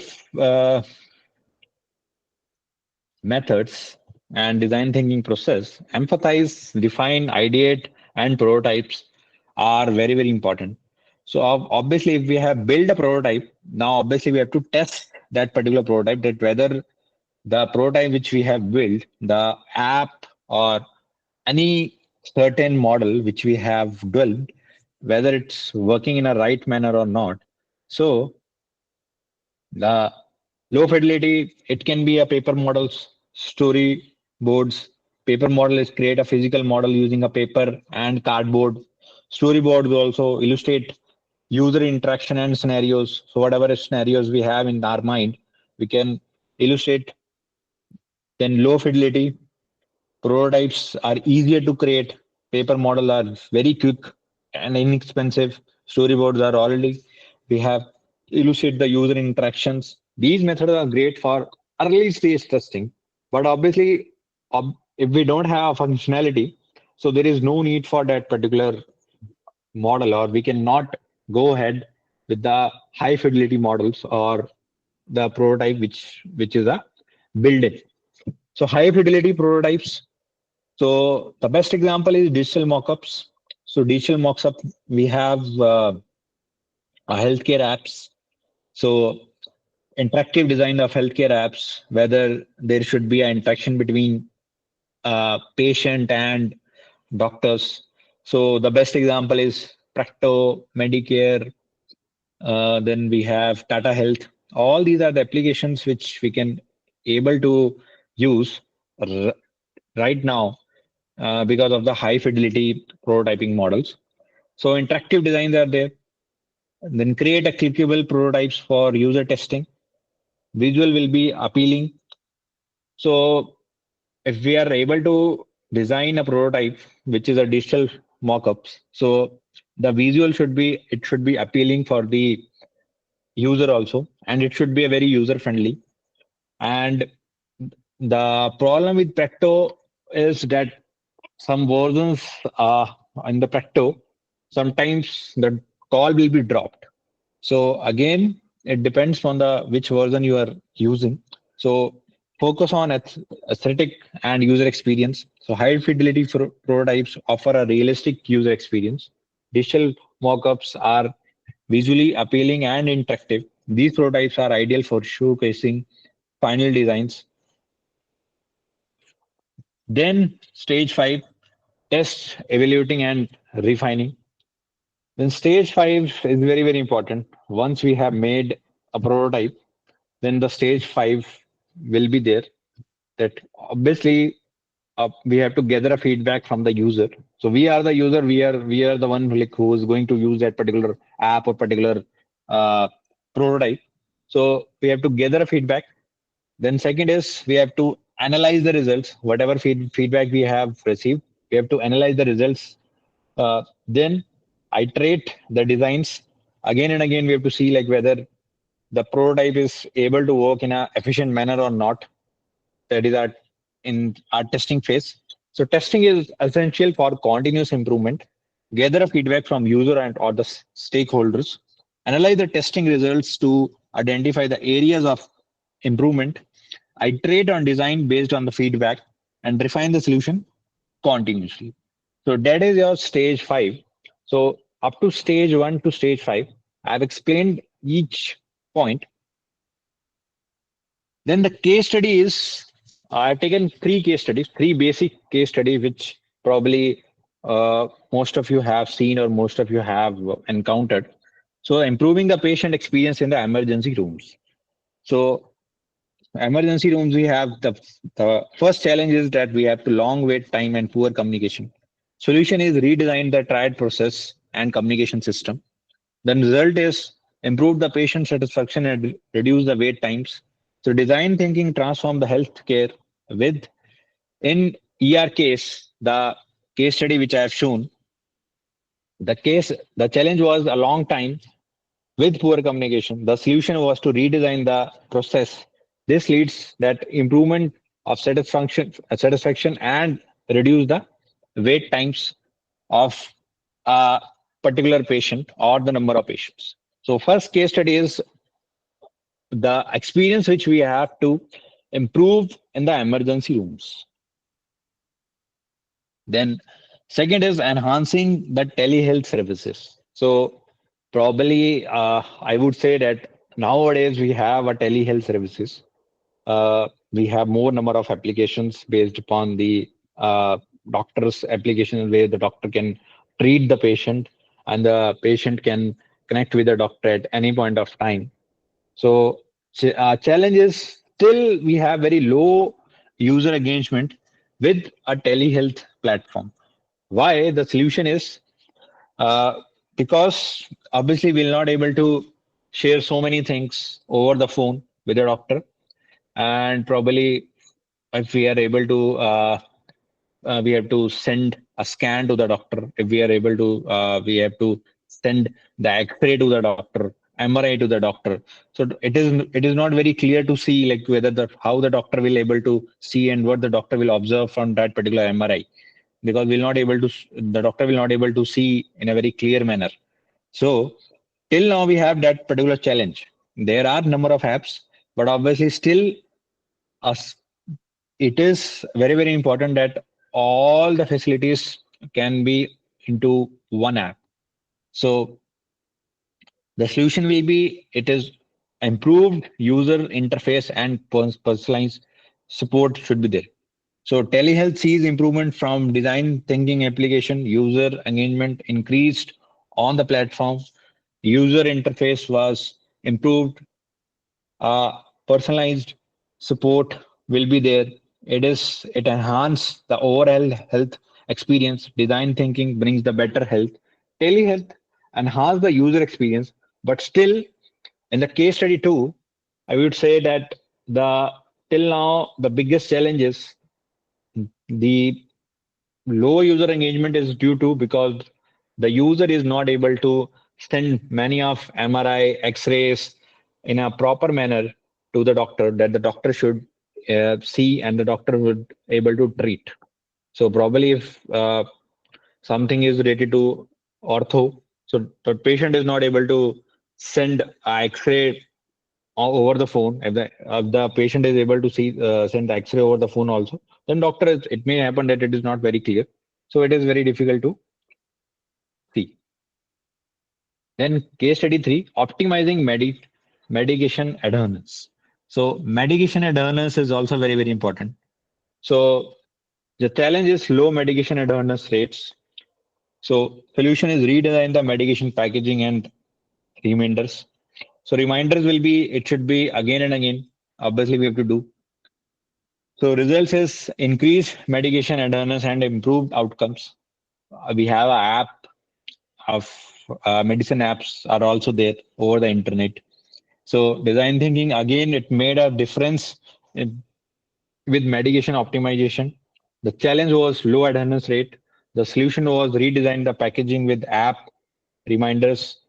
It leads to increased medication adherence, improving health and outcomes. So these are the three basic case studies which I have taken uh, into the picture. So in the experience of patient in the emergency rooms, then enhancing the telehealth services should be there. Then optimization of medication adherence should be there. So now at the last, we have some ethical considerations in healthcare design. So while I think to perform for any to perform any surgery, to perform any um, uh, patient activity, we have to have a privacy. So protect the data, protect the patient data, and confidentiality should be there. Equity should be there. Ensure the fair and equal access to care to all the patients, whether it's a child, adolescent, kid, or adult. Then ethical considerations are paramount of the healthcare design, protect the patient privacy and confidentiality, ensure the equitable access to care for all, address ethical dilemmas thoughtfully. Ethical considerations are foremost importance. So patient, it may happen that the patients are still in dilemma, but obviously we have to be consider the patient data and the confidentiality of a patient should be, it is very, very important. And equal care of each patient is very, very important regarding this ethical consideration in healthcare and design. Future trends in design thinking for healthcare is now we have AI integration apps.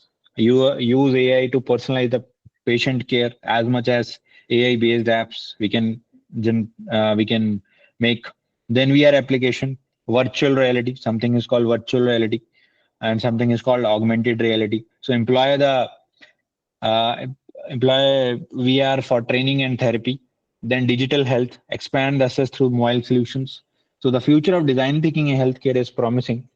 So AI integration can personalize the care. VR applications offer new possibilities. Digital health solution expand the access. Innovation will shape the healthcare future. So probably these are the three very, very important parameters that the future of design thinking for healthcare is based upon these three parameters: AI integration of any personalized patient care, then VR application, then digital health. So that's all about my presentation.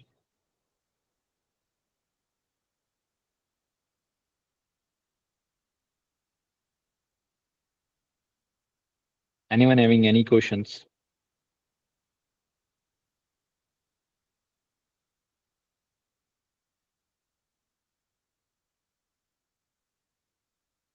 Am I audible? Yes, sir. Yeah, ma'am. If anyone have any query, please ask.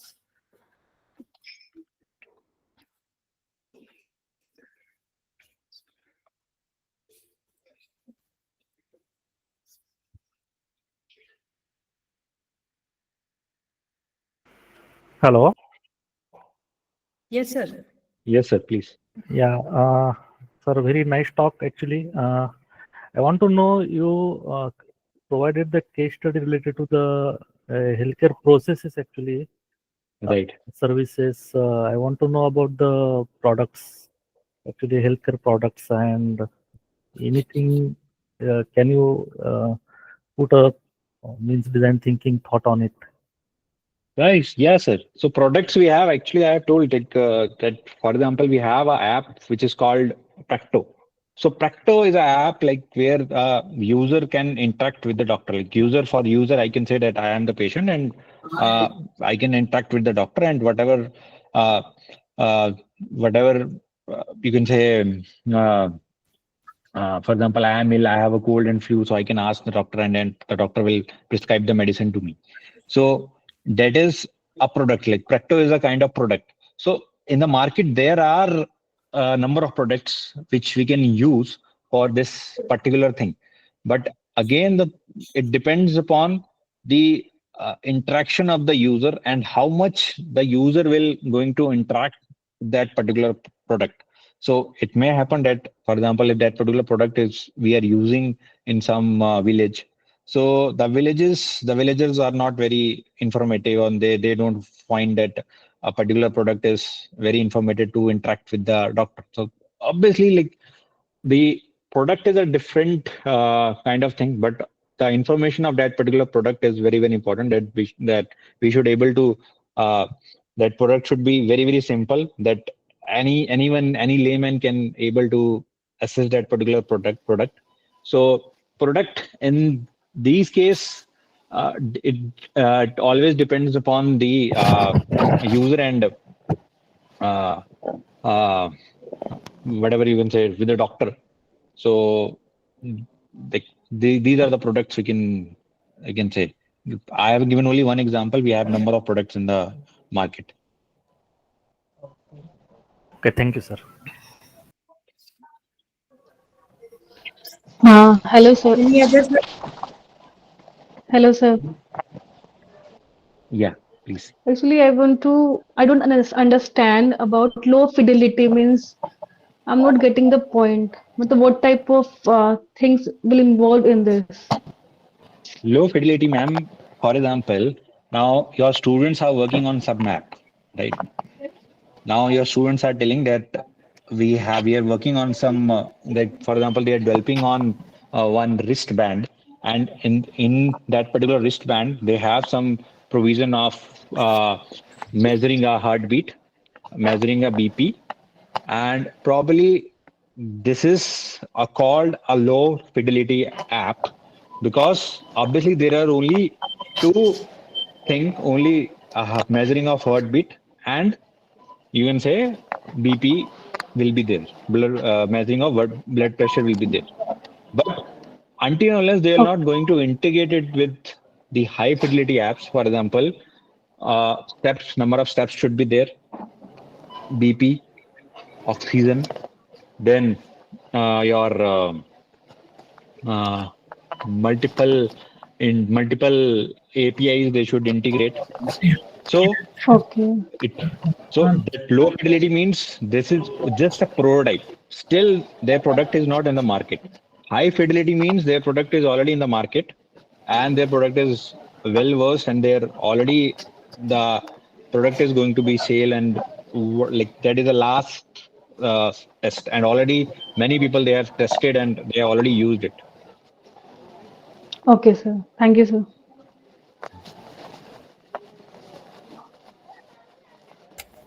Anyone Hi. else? Is there any international standard ISO or IAC which is aligned with design thinking framework? There are some international standards that are there for design thinking and for particularly in healthcare applications. So whatever applications we have to make, then obviously we have to take a approval from, particularly if we are using in India, so obviously we have to take from the approval from ICMR and all. So probably if if we are using worldwide, so there will be a proper international standards are there. Yes. Okay. Second thing, actually, this design thinking framework limits itself up to prototype. Okay. Sorry. Up to prototype. Yeah. So 5 stages up to prototype. Okay. So does it mean typical product development after prototyping follows traditional product development life cycle process? Yes. Yes. Proper SDLC phases will be there. Anyhow, proper SDLC phases will be there. Like a software development life cycle, if we'll say. So to develop similarly to develop an app also, we have to follow that SDLC phases. Okay, thank you.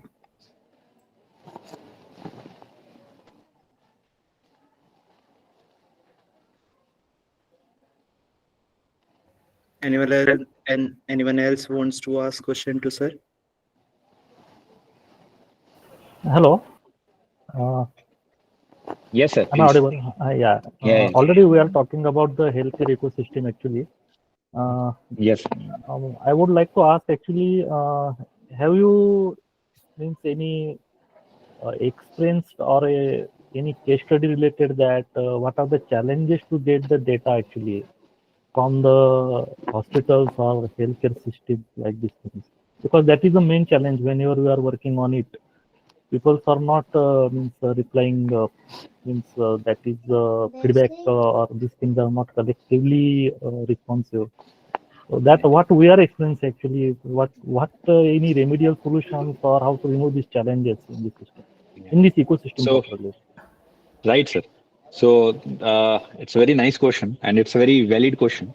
So when I was doing my PhD, I'll give you the case study, my case study, right?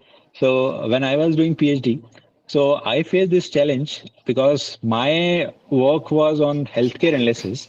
So I have to take the data from the IDSP cell. So what I was observing that the doctor has clearly told me that on data, if I'll give you, it's not right to get the patient data. So, and it always depends upon the disease, that what disease you are talking about.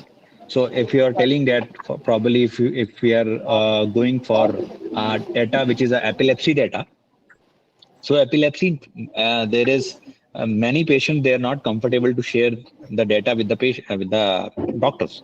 So obviously the doctor will not share the data with you. So that is the first challenge. First challenge means you have to frame your problem in such a way that whether in future you are going to face a problem for regarding this or not. So that is first thing, is you should every time you should keep in your mind that we have to frame a problem in such a way that this is the first challenge I am going to face if I'll take this problem statement. Second thing is probably if you have taken the problem statement, so now the second challenge you will face, that obviously you have to convince the doctor that that is why I wanted to get this particular data. So for that particular data, probably I have taken the data, which is, for example, dengue, chikungunya, malaria, all these types of data I have taken from the which is IDSP cell, which is a cell which is called Integrated Disease Surveillance Program cell. So I think some, ma'am, can you please mute? Yeah, please. Thank you. Yeah. So it always depends upon what type of data you're going to handle it. So probably doctor will only help you. And the third thing is the best solution is probably if you are going to take a data from any hospital or any clinic. So then probably the best solution is you try to randomly mail the doctors. If you're able to email the doctors. So maybe it happened that out of 4 or 5 doctors, 1 or 2 doctor will respond to your mail that this is my research work, or this is my paper title, I wanted to do research, and for that research only I wanted to uh, collect the particular data from your hospital or from your clinic. So the biggest challenge is no doctor will give you data in such a way that if you'll tell that I want to get only a data, right? So you'll only get the data after your problem statement. So your problem statement should be very, very concise. You are able to tell your problem to the doctor. So that was the that is the biggest challenge which someone will face, and which I've also faced. So regarding the challenge, that is a first thing and the most important thing which everyone will face in the future also, and in nowadays also. Thank you, sir.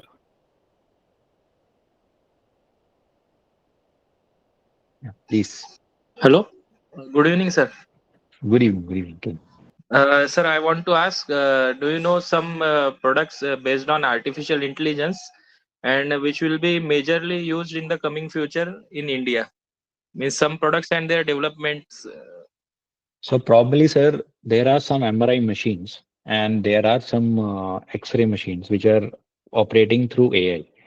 And I would say that in Bangalore, there is a lab which is properly a AI integrated lab, which is a AI integrated lab. It's in Indira Nagar. So where they can tell you that, for example, you go, the cost is around 18,000, and for 18,000 you have a full body checkup. And for full body checkup, they will tell you that, for example, after 5 years, how your health will be, and probably if you are having some type of uh, problem in your body, so they will tell you that this is the problem in your body, and after 5 years you have to be deal with that particular condition. So they will also tell you the condition. They start from your teeth and they will check the whole body. So there are proper AI integrated labs. There are proper AI integrated labs, and that is not only for one app or one tool. There are for every small things, they have a AI application or AI tools. Okay, thanks, sir. Thanks.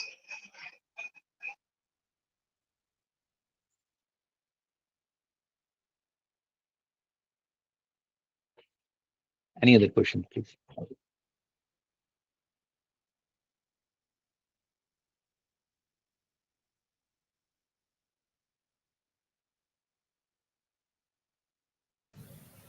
Good evening, sir.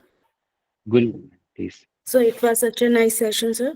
Sir, my question is that is there any option to receive or to get the data from the healthcare companies, means the companies which are providing healthcare policies to the people? Yeah, ma'am. You can get the data. To get the data, first of all, you have to frame a solution that why it is important to get the data. For example, now probably if you wanted to only if you wanted to get a data from the health companies.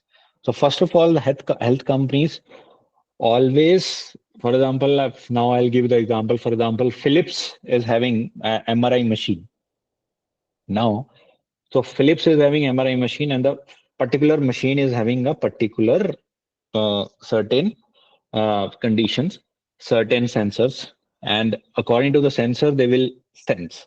So it may happen that, for example, you have some other machine. For example, you have a company of Sony, and if you wanted to, like, if your MRI is done in the under the Sony machine, so it may happen that some fluctuations will be happen.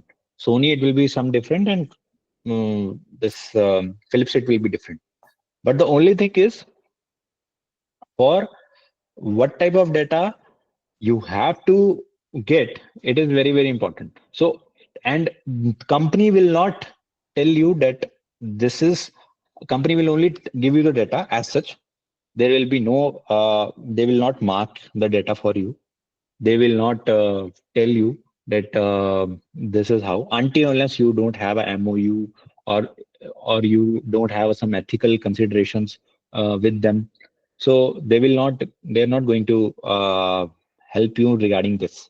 So probably it always depends upon what type of data you want.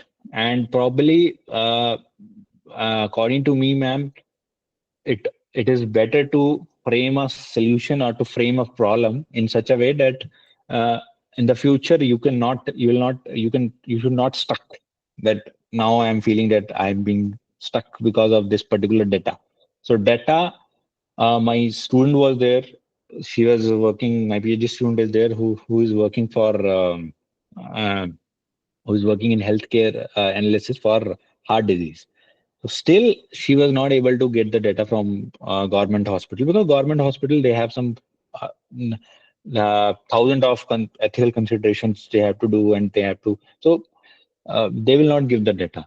So you can have a. I've told you the sub parts that you can have a MOU, you have ethical considerations you can take, and probably if you know someone who can give you the data, and if you can have a collaboration with them, so you have to ask. Otherwise, it's very hard to get the data from anyone. That is how. Because data is probably earlier it was the data, they have not that in 2000 or 2010 to 2000, I think 2015, the data, they haven't know the importance of the data. But nowadays everyone knows the importance of the data, from example, from government hospital to till we have a multi uh, uh, we have a very good hospital. So it is a multi-specialty hospital. So it's very hard to get the data, because the doctor will simply say you that it's not your right. You can't assess the data or will not give the data until unless you will have a proper permissions. And permissions also, I'm telling you, it is healthy, ethical considerations will be there, ethical approval will be there, ethical approval number will be there. For example, for example, you have taken the data from any source. Now you have frame your paper. Now your paper you are going to send to the journal. So while you are sending your paper to the journal, they will ask you regarding your ethical approval. So if you will not submit the ethical approval, your paper will not be accepted. because they have something called human rights and animal rights. So both the rights they have to you have to manage these two things particularly. Thank you, sir. Thank you, ma'am. Hello, Okay, sir. one. Yeah. Sir, Yeah, ma'am. sir, actually, I posted my question in chat. For actually, I'm pursuing my PhD, sir. My Okay. application I choose is healthcare in edge computing. In Healthcare many and of the education. journal papers, I read, sir, that data set can be collected in mHealth machine learning repository. Can you suggest me which one will be better? I can proceed my work. Ma'am, I'm there are some healthcare repositories, like for example, UI machine learning repository is there. Yeah. Kaggle, you can have a multiple data sets, right, regarding your Okay, sir. healthcare. But the only thing is, ma'am, that Hmm. probably there the PhD will be done in two ways. Either Yeah. your model is new or Oh. your data should new, right? So, for example, if you have taken the data from any website, from example, Kaggle, for example, UCI machine learning repository dataset, right? Yeah. Yeah. So, after you getting the data, after you have your data, then obviously you're going to apply some algorithm. For example, for classification, you will apply sport vector machine. For linear regression, any model you are going to apply. Then Okay. obviously for classification or for regression model you're going to apply, then again probably what you think that you have applied it is a different thing, but your data, either your data should be new or your model should be new. But in this Okay, case, fine, sir. your data you have taken from machine learning repository or Kaggle, and the model which you are going to apply, it is also already the model which many Yeah. researchers, many Yeah. people they have already applied, right? So that will Yes, not sir. consider as a PhD work. That is just like a final year project work, right? That will not able to consider it for to award a PhD degree, and that will not your paper will not be accepted in a very good reputed journals, right? Okay, sir. So to do this, either you have to collect the data from the hospital. Oh, okay, Then sir. if you have collected the data from the hospital or any clinic, means Okay. on that particular Okay. data, no one has worked till now. No one has worked till Okay, now, fine, sir. right? Okay. And Okay. if you are getting some good, and I am 99% sure that if you Okay, have sir. collected the data from the hospital, you will not get the good results. You will not get the good results. Your result will be Okay. like, your accuracy will be like 99, 90, sorry, 93, 92, 91 also. It may happen that it goes to up to 82, 83 also, right? But Okay, sir. there is no need to worry, because Okay. the data is having noise in the data. There are some errors will be there in the data, right? So that data, very less people have worked on that particular data, because only you are the first one who is going to work on that particular data. Work So on it. that study will Okay. be acceptable. That study will be Okay, sir. acceptable because no one has Yeah. done. So, So okay, fine, this sir. is how, ma'am, you should proceed regarding your PhD, right? Either your data should Okay. be new or your model should be new. Okay, okay, fine, sir. Thank you very much for your Thank you, ma'am. guidance, sir. Thank you. Thanks a lot. Thank you. Thank you.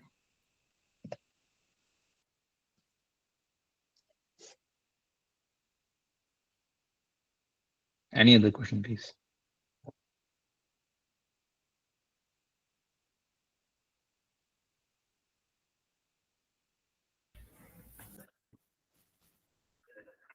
Any other queries?